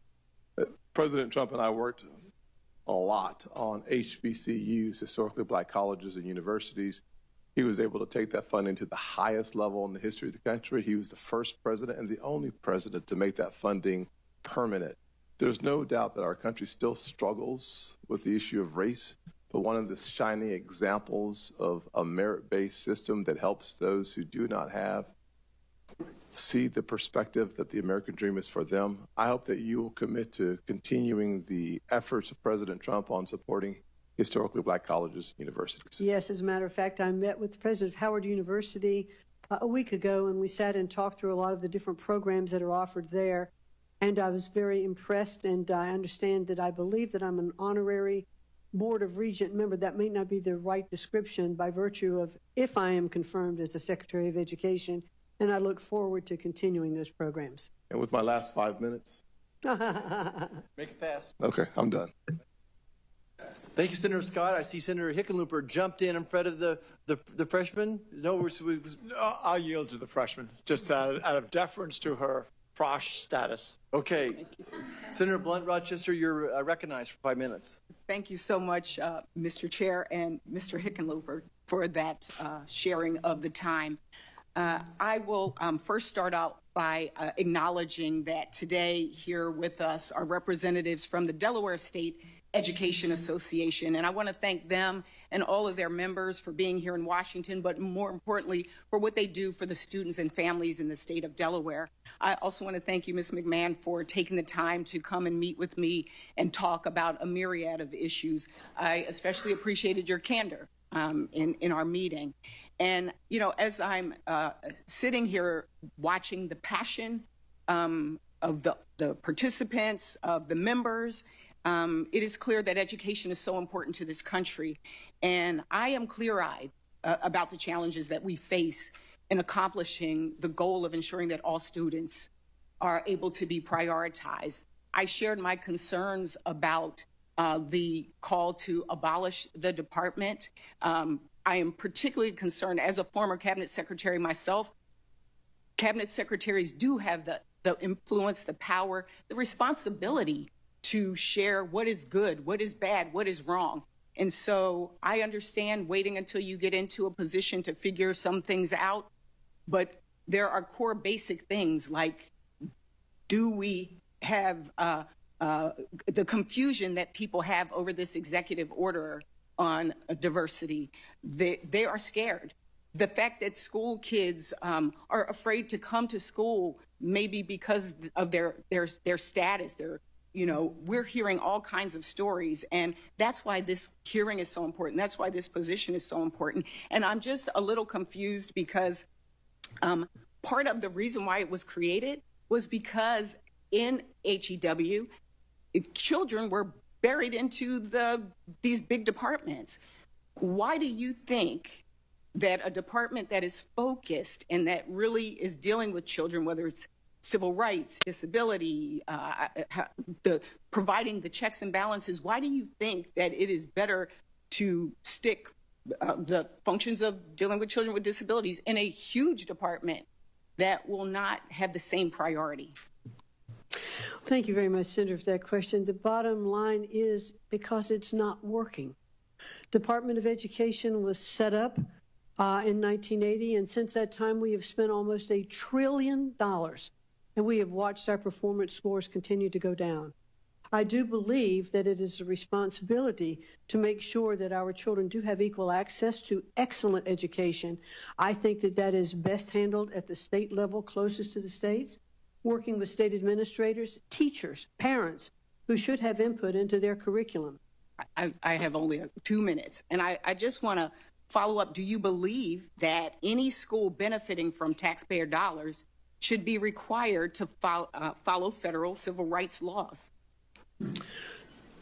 Schools should be required to follow the laws. Anybody getting taxpayer dollars.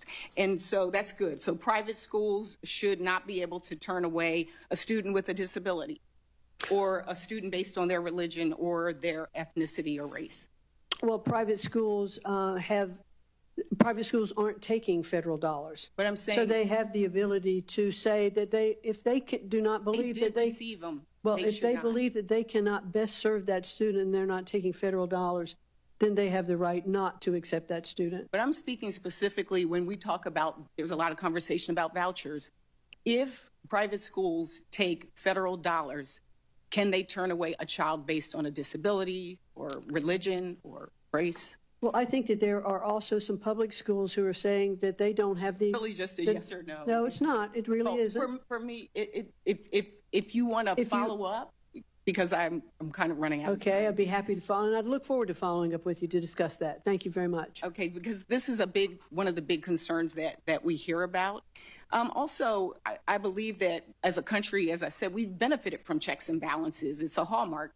If you're concerned, how would you defend the rights of all students if state and local governments are unable or won't address violations of students' civil rights? For example, how will you intervene if a student is being bullied or harassed on the basis of race or disability? Well, certainly civil rights, are the rights of everyone. And so we want to make sure that our schools are enforcing. The bullying shouldn't happen anywhere. No child should be made to feel uncomfortable. So it is, but the Department of Education does not control that from Washington. Would you put this in the department? When we talked, you mentioned the Department of Justice. Would you move this to the Department of Justice? Well, one of the things that we talked about, as I said this morning, that I think there may be more appropriate places that maybe the Department OCR that is currently in the Department of Education is better served in the Department of Justice, where they have civil rights attorneys as well. But I don't know those things yet. If I'm confirmed, I look forward to getting in and really digesting and understanding where all of these particular aspects need to fit to best serve our students. That's the goal. Well, it's to protect our students. I look forward to following up. You can understand there is a lot of distrust based on people's motivations in just the past few weeks. I think that's why you're seeing all of what you've seen in this audience today in terms of participation of the folks here. This is important. Our students are important, as you know. And so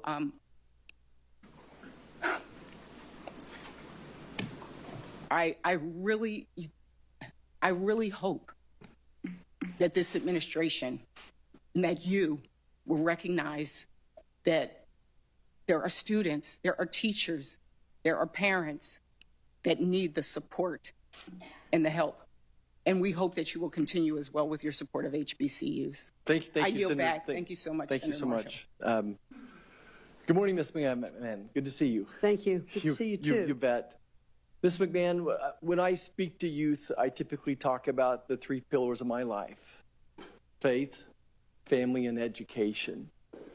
And thanks to a strong faith, a loving family, and the public educators in my life, I was a first-generation college kid who got to live my American dream and become a physician and practice in rural medicine. So this education thing is so important to all of us on both sides of the dais. I raised 4 kids in public schools. And unfortunately, I've seen the deterioration of the education system. And again, we have the most incredible teachers and coaches back home, and I'm grateful for all of them. But I think we'd all agree we're going the wrong direction. Just really big picture, what would be your top priorities? How do we change the ship's direction?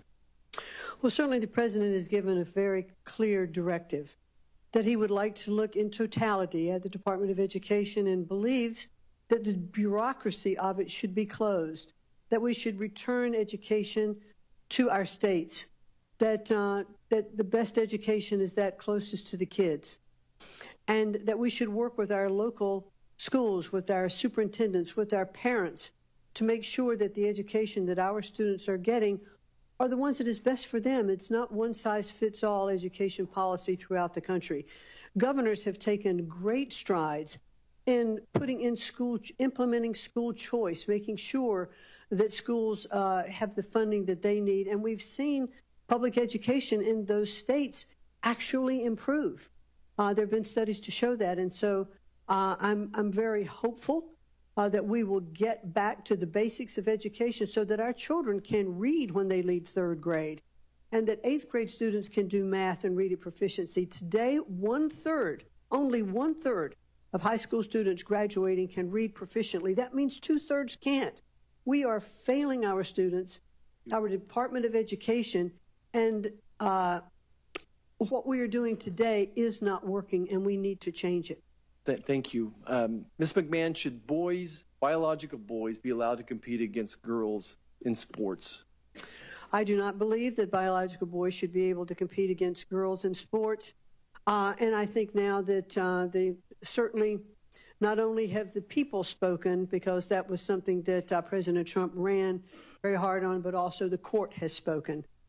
Ms. McMahon, I feel like there's that anti-Semitism has become endemic in our universities. Would you be open to some type of an anti-Semitism commission to evaluate the progress of the universities on this issue? Yes, I would, and I'd look forward to perhaps working with you or other members of the committee on such a commission. Okay. Let's talk about workforce Pell Grants for a second. I mean, we can't keep doing what we're doing. The average starting salary for graduates from our community colleges and technical colleges back home is higher than our 4-year universities, and their debt is close to zero, if not zero as well. What would you speak to what do you feel about more flexibility of Pell Grants? Oh, I certainly would like to see workforce Pell Grants. And it goes through various various stages of getting passed, but I definitely think that workforce Pell Grants are something that could stimulate our economy, provide opportunity for those who want to participate in skilled-based learning, to have the opportunity if we'd have short-term certificates of Pell Grants that would get those students into the workplace faster if they want to be electricians, HVAC developers. And apprenticeships as well? And apprenticeships and internships, all of that.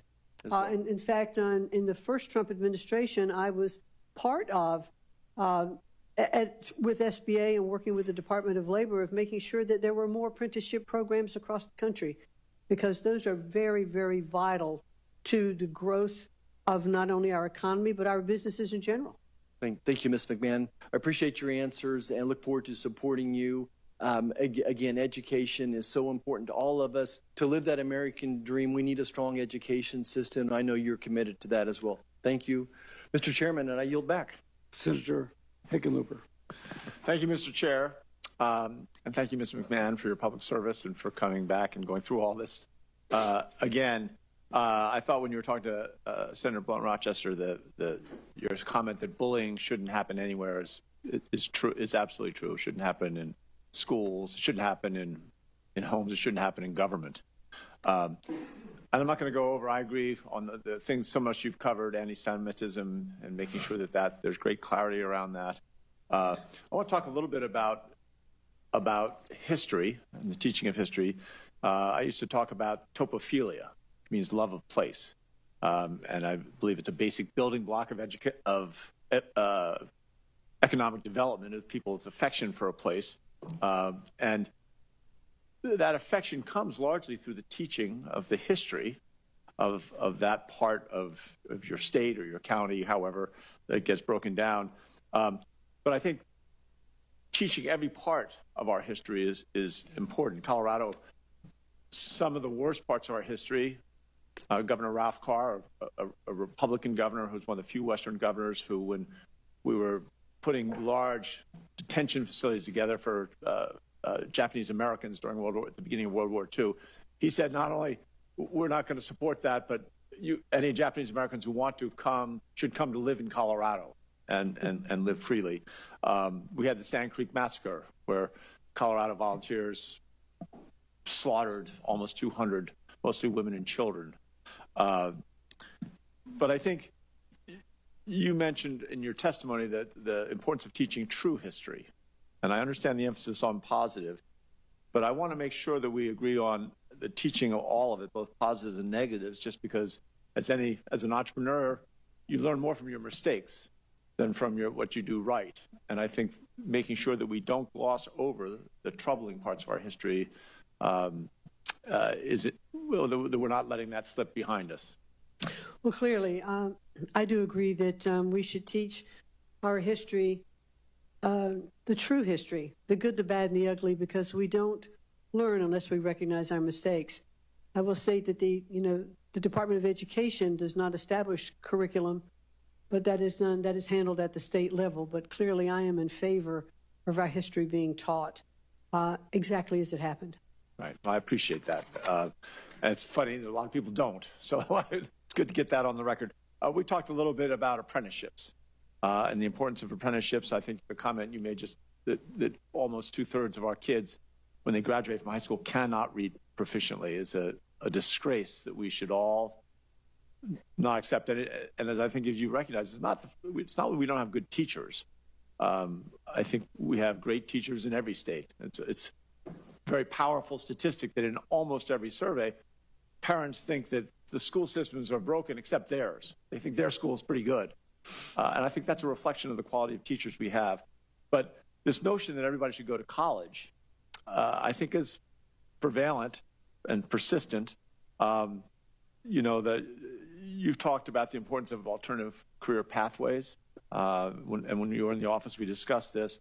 One of the major issues we hear on trying to push apprenticeships, not just to trades and not adult apprenticeships at 18, but 16, 17, 18-year-olds while they're in high school going and working a couple days a week in an insurance company, could be a law firm, anywhere, but learning what a job place looks like, coming back to school and learning things that might make them more successful there.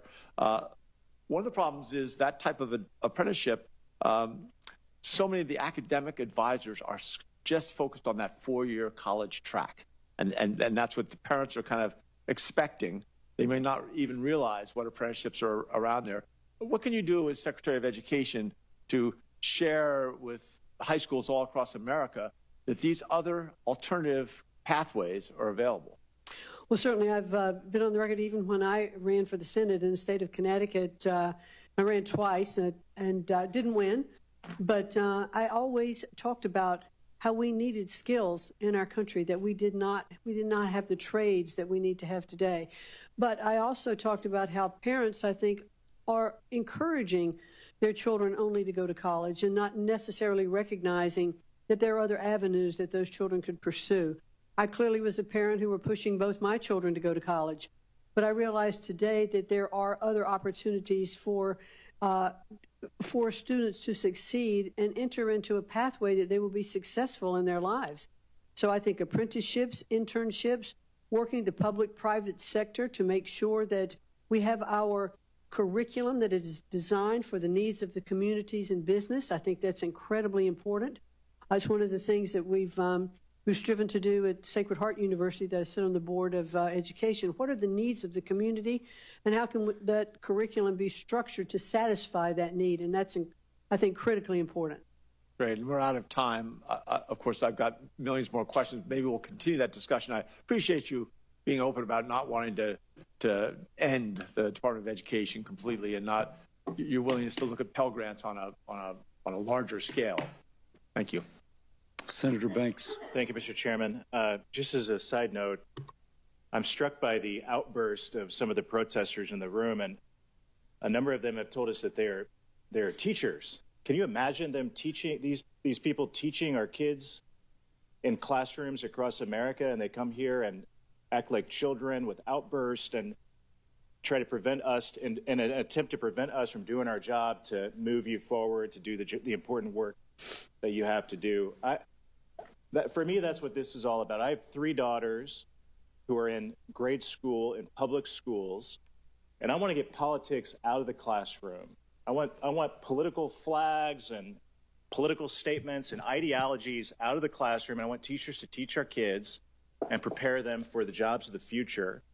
And I'm very intrigued with what President Trump is talking about in dismantling the federal Department of Education, because I served in the State House, and the Indiana State Constitution devotes a number of chapters to educating our kids. And the last time I checked, the federal Constitution doesn't say a single thing about education, because our founders in their wisdom recognized that is a role of the state. And Ms. McMahon, I know we've talked about this before, but this is about an attitude of empowering teachers and schools and moms and dads to give our kids the best chance that they can possibly have. And I know that you agree with this, but when I ask anyway, can't the state of Indiana do a whole lot better of a job of spending dollars on education rather than bureaucrats in Washington, D.C.? I certainly believe that to be true, Senator, yes, and that is definitely what the president believes as well. That I'll be repetitive, that education is best handled closest to the child to understand what that child needs and what the community needs. And working with parents, parental rights are so important in educating our children, and I definitely believe that should be our return to the states. Now, speaking of wasting money, the Biden Department of Education allocated over $1 billion in grants toward diversity, equity, and inclusion programs.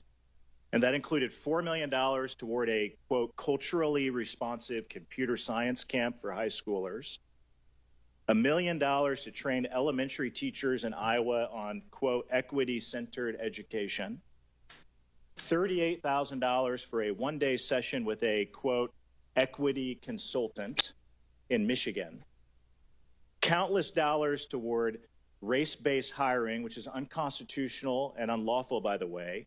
Will you commit to ending all racial discrimination in government programming at the Department of Education? That will be my goal, absolutely, to work, and I'd look forward to working with you and other members of the committee as well, and with Congress, to make sure that we can take the ideology, if you will, out of education and focus on actually teaching our students to read and to write and to do arithmetic, because they cannot be successful if they cannot do the basics. Some of my colleagues today have talked about the rise of anti-Semitism on college campuses, and I think one of the motivators of that is money that flows from adversarial foreign countries like China and other countries with an anti-American agenda that are donated to many of our colleges and universities in the United States of America. And it turns out that the Department of Education plays a key role in reporting and making those foreign donations transparent. While I want to ban them altogether, China should never be donating money to colleges and universities in Indiana or anywhere else in the country. Have you thought about what other steps that we can take to eliminate foreign influences, especially anti-American influences on our college campuses? Well, I think what we've seen is the lack of transparency of where the money comes from, how much, and what it's used for when it gets to colleges. And I think there absolutely has to be more transparency in tracking that money. And I hope that I saw what President Trump did in his first term and the 4 years of tightening many of these donations and blocking them, making them transparent. And then I served on the Education Committee in the House for 8 years, so 4 years of President Trump, 4 years of President Biden. There was no attention paid to this under President Biden. Chinese Communist Party dollars flowing to colleges and universities that are no longer reported, made transparent. I know that will be a big priority of yours because we talked about it, and I want to do everything I can to help you block it, make it the public should know that adversaries of the United States of America are giving money to the universities that they're sending their kids to. So thank you very much for your leadership. You have my full support. I look forward to working with you. I yield back. Thank you. Senator Markey. Thank you. Yesterday, President Trump said he'd like the Department of Education to be closed immediately. He called the department a big con job. Education funding helps us work towards a country where every student can go to their school knowing that they will get the same education as the family that can afford private school. Public school is not a con job. It's equality for every student, regardless of income. It helps guarantee that every student, including the 26 million low-income students, the 10 million rural, 5 million English language learners, 7 million disabled students, and 1 million homeless, can go to public school knowing they have the same opportunity as every other student. Trump's crusade to abolish the Department of Education and, quote, root out waste and fraud and corruption for cuts to public schools is an attack on every public school student, parent, teacher, paraprofessional, administrator, and school worker in this country. Waste, fraud, and corruption is code for cuts to public education for all of those students. So I have here the text of a bill I've been working on, the No Cuts to Public Schools Act. This bill would guarantee that federal funding to public schools could not be cut during the length of President Trump's administration. Ms. McMahon, can you commit today to not cutting funding for public schools in this country? Well, certainly what I'll commit to, sir, is that funding for schools is appropriated by Congress. And that funding should continue. Congress will continue to pass those laws. The Department of Education is not doing that. So will you will you oppose any cuts to public education? Yes and no? Well, the president is not saying that we should cut funding to public education. Yes, he is. He is simply saying, well, I would disagree with you there. Elon Musk yesterday announced he would immediately cut $900 million from the Department of Education. And he stood right next to Trump and made that very clear. So the answer I'm looking for, by the way, is a yes. I will fight to make sure that public funding is not cut, because that announcement was just made, the $900 million cut, and we know that's just a down payment to gut the education of every public school student in America. And by the way, to find the billions of dollars that are going to be needed for the tax cuts for billionaires and millionaires in our country, they have to go to the Department of Education, they have to go to Clean Air and Clean Water, they have to go to Medicaid, they have to go to the Affordable Care Act, they have to go to all of the programs that they are calling waste, fraud, and corruption, but that's just another way of saying the programs that help the poor and the sick and the elderly, the disabled in our society. That's what we are talking about, because they want all of these programs gutted to find the funding for the tax breaks. So DOGE, as it's rumbling through the Department of Education right now, just stands for Department of Gutting Education. That's what they're doing. They're inside looking at it. $900 billion is the down payment. So, Ms. McMahon, can you commit today to fight so that not $1 from public schools goes towards paying for tax breaks for millionaires and billionaires? Well, that was certainly a broad view of what is going on right now today with trying to find waste, fraud, and abuse.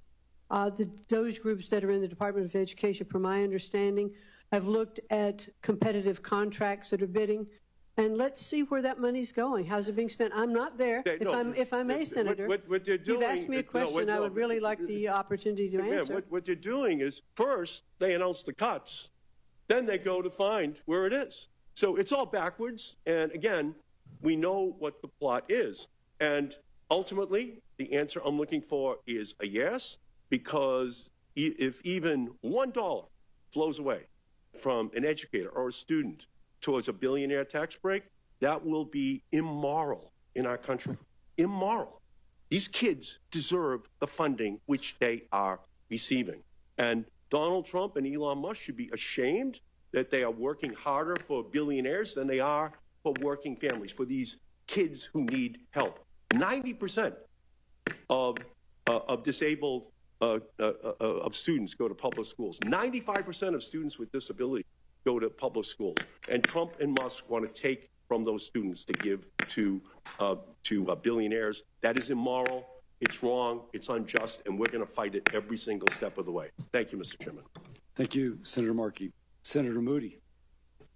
Hello. It's so great to be with you. Thank you for joining us today.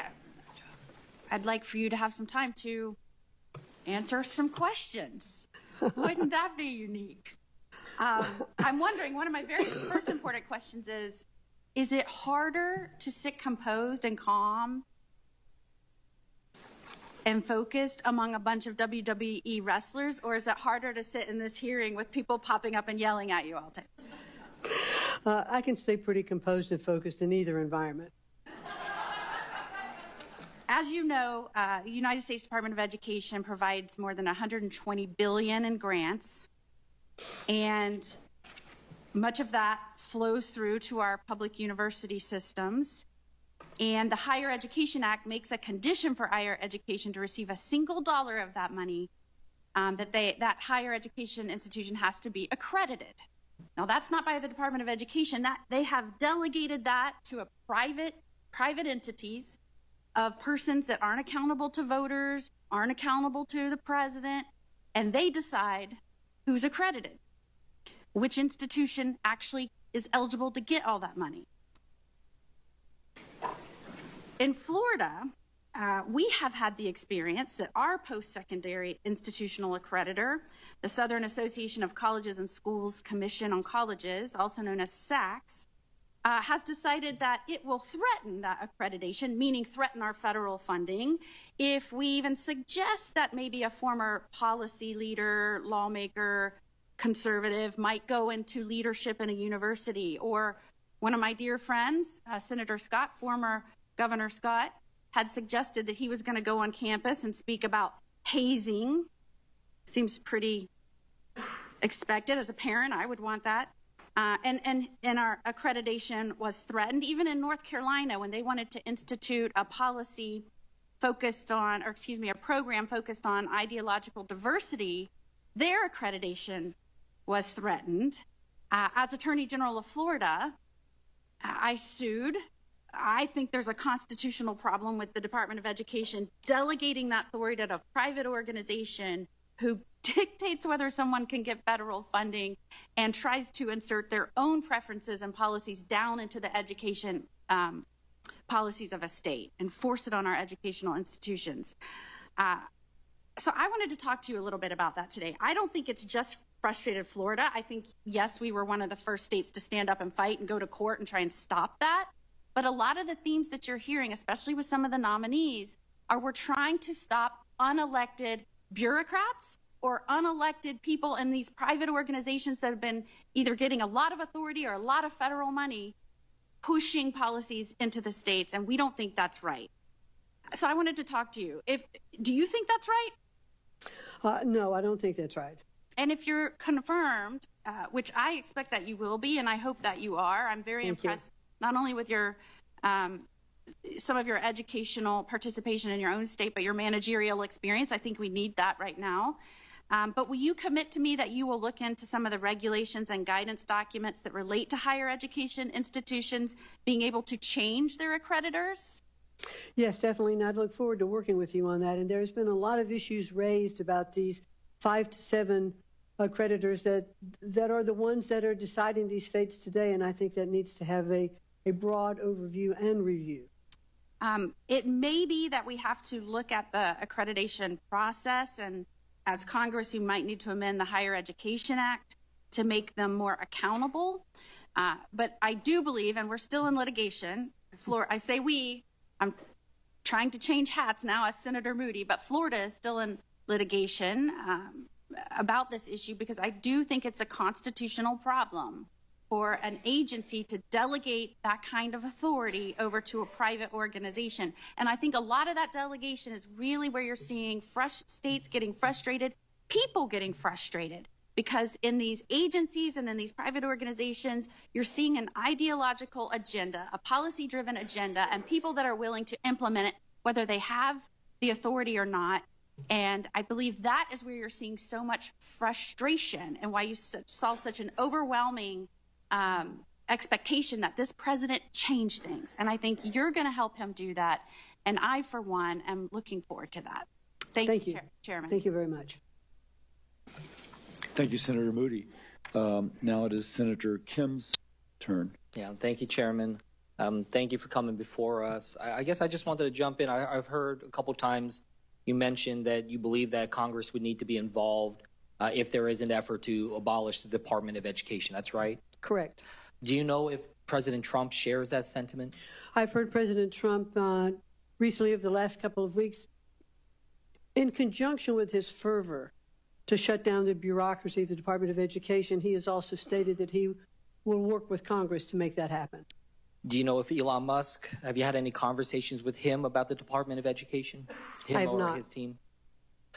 Why I raise this is that, I just came from another hearing that was talking about foreign assistance, talking about USAID. USAID is another element of our federal government that was codified by Congress, and we see an effort there to dismantle it. Not fully abolish it, but dismantle it basically down to about 600 people. Gut everything, put it under the State Department. So I guess I wanted to just ask you, if something like that was proposed by the Trump administration for the Department of Education, does that have to come to Congress?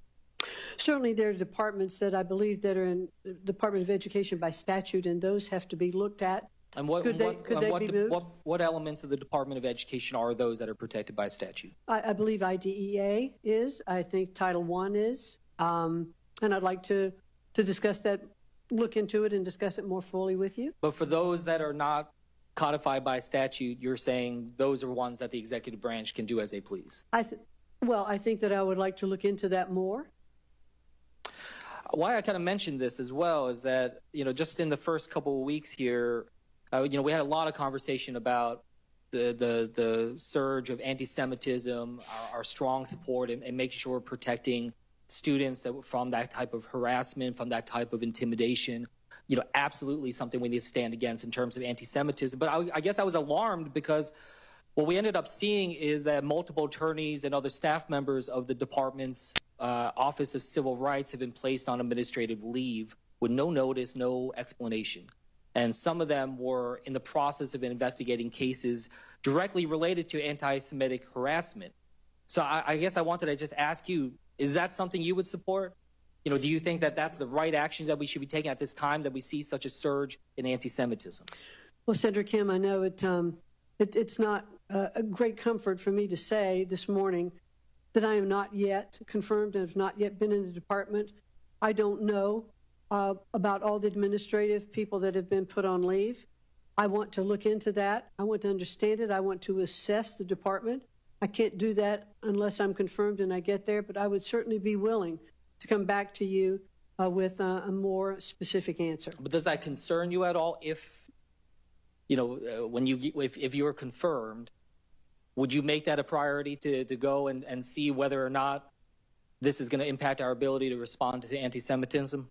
No, I would want to make sure that we have everything that we need to have in place to protect our students on campuses. One thing that we have been having this debate on here in Congress is about this, and what we've seen is that Republicans have called for a 25% cut in the budget of the Office of Civil Rights. Is that something you would support? Again, I would want to see exactly what that impact is going to be and understand it. Look, I guess I'm frustrated because I feel like this is such a clear place where we can just say, yes, we want to make sure we have as much resources as possible to be able to fight anti-Semitism, to make sure that we're addressing these needs of such a surge. When we see a surge in anti-Semitism, of course we would want a surge in resources to focus on that. So I just wanted to raise that because this whole debate that we're having right now, it feels like it's untethered from just the reality on the ground. And I just urge you, if you are confirmed, that we are understanding the human impact of the problems that are here. I have a second grader and a fourth grader. I got two little boys.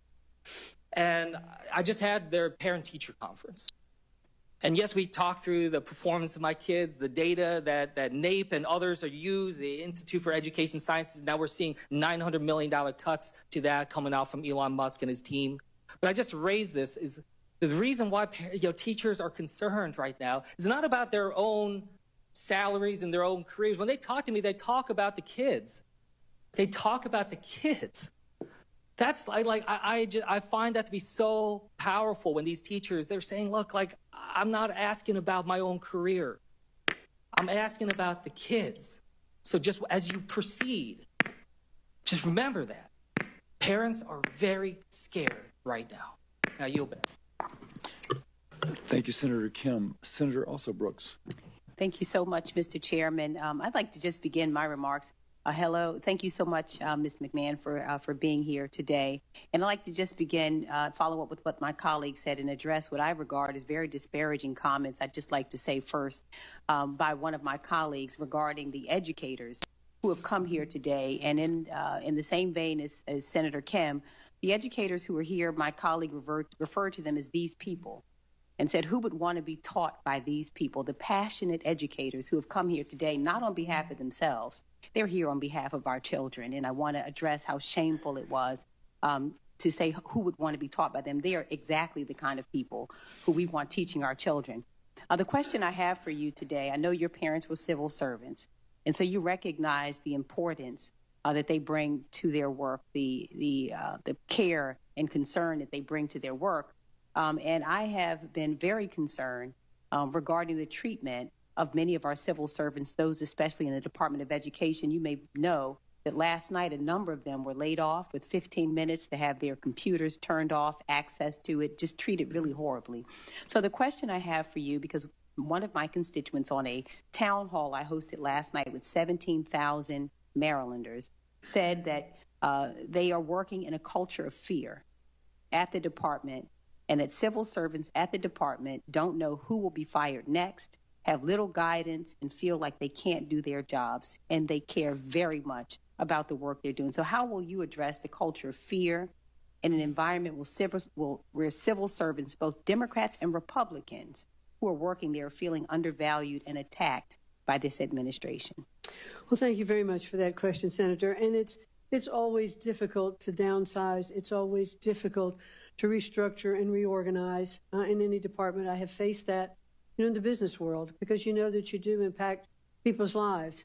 But at this particular point, I know that there are people that are being placed on administrative leave, which means they are still receiving full benefits and salary while their jobs are being looked at and how the department is being evaluated overall. I think people should always be treated with respect and with humility. And I would hope that that is what is going on within the Department of Education. I'm not there in person to see that yet, but it was certainly something that I would strive to do in any reorganization that we would take.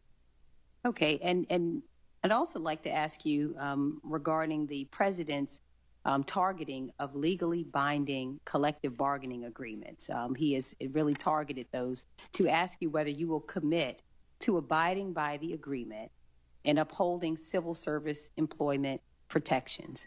I will certainly commit to working with you and to looking into those issues if I am confirmed to be the Secretary of Education. And you know, also to ask you whether you will commit to ensuring that federal workers with disabilities, many of them are very concerned about whether they will continue to have reasonable accommodations as required by law. Well, as required by law is the key phrase there. Yes. Okay, well, in the same vein, there are some who are concerned about being forced now to reapply for accommodations. These are people who have had those accommodations given to them, and they're being told now that they must reapply for those accommodations with their supervisors. And so will you commit that the department civil servants with disabilities will have their reasonable accommodations honored without interference or delay? I'll certainly commit, if I'm there and confirmed, to look into all of those and to get back to you. Okay. And finally, I'd like to ask you regarding the freezing of funds. If you are confirmed, would you support any directive from the president to freeze funds that have been appropriated by Congress, including funds that students and families rely on to pay for college? If they've been appropriated by Congress, those funds should be disseminated. Okay, and so you would block any directive. You would not adhere to any directive, including some of our HBCUs in my state, Bowie, Coppin State, Morgan State. You would not interfere with the freezing of those funds. I commit to you that I will look into every single one of those programs so that I can get back to you and say, this is what I've found, this is what I've discovered, this is what the action is being taken against it or in favor of it, because I'd want to be very inclusive with you on that regard. Okay, the final question, I just have 9 seconds here. Title I, I know that you said you support it. If the Department of Education is dismantled, what will you do to protect the students who are disadvantaged and impoverished on Title I funds? Well, Title I funds are appropriated by Congress. They flow directly to the states today. They go to the State Department of Education, then they're deployed to the districts. So the Department of Education is not really involved in that distribution. Okay, thank you so much. Thank you. Thank you, Senator Brooks. Senator Sanders. Thank you, Mr. Chairman. I ask unanimous consent to enter into the record 18 letters opposing Ms. McMahon as Secretary of Education. So ordered. I will now conclude, but let me first say that the Capitol Police are requesting that the audience remain seated until Ms. McMahon leaves. So just to first say that. Ms. McMahon, thank you very much for being here. You've handled yourself extremely well. I now ask for unanimous consent to enter into the record 55 letters of support for Ms. McMahon's nomination. And this concludes our hearing. For any senators who wish to ask additional questions, questions for the record will be due tomorrow at 5 p.m. Once more, audience, please stay seated till Ms. McMahon leaves. Thank you. Thank you very much.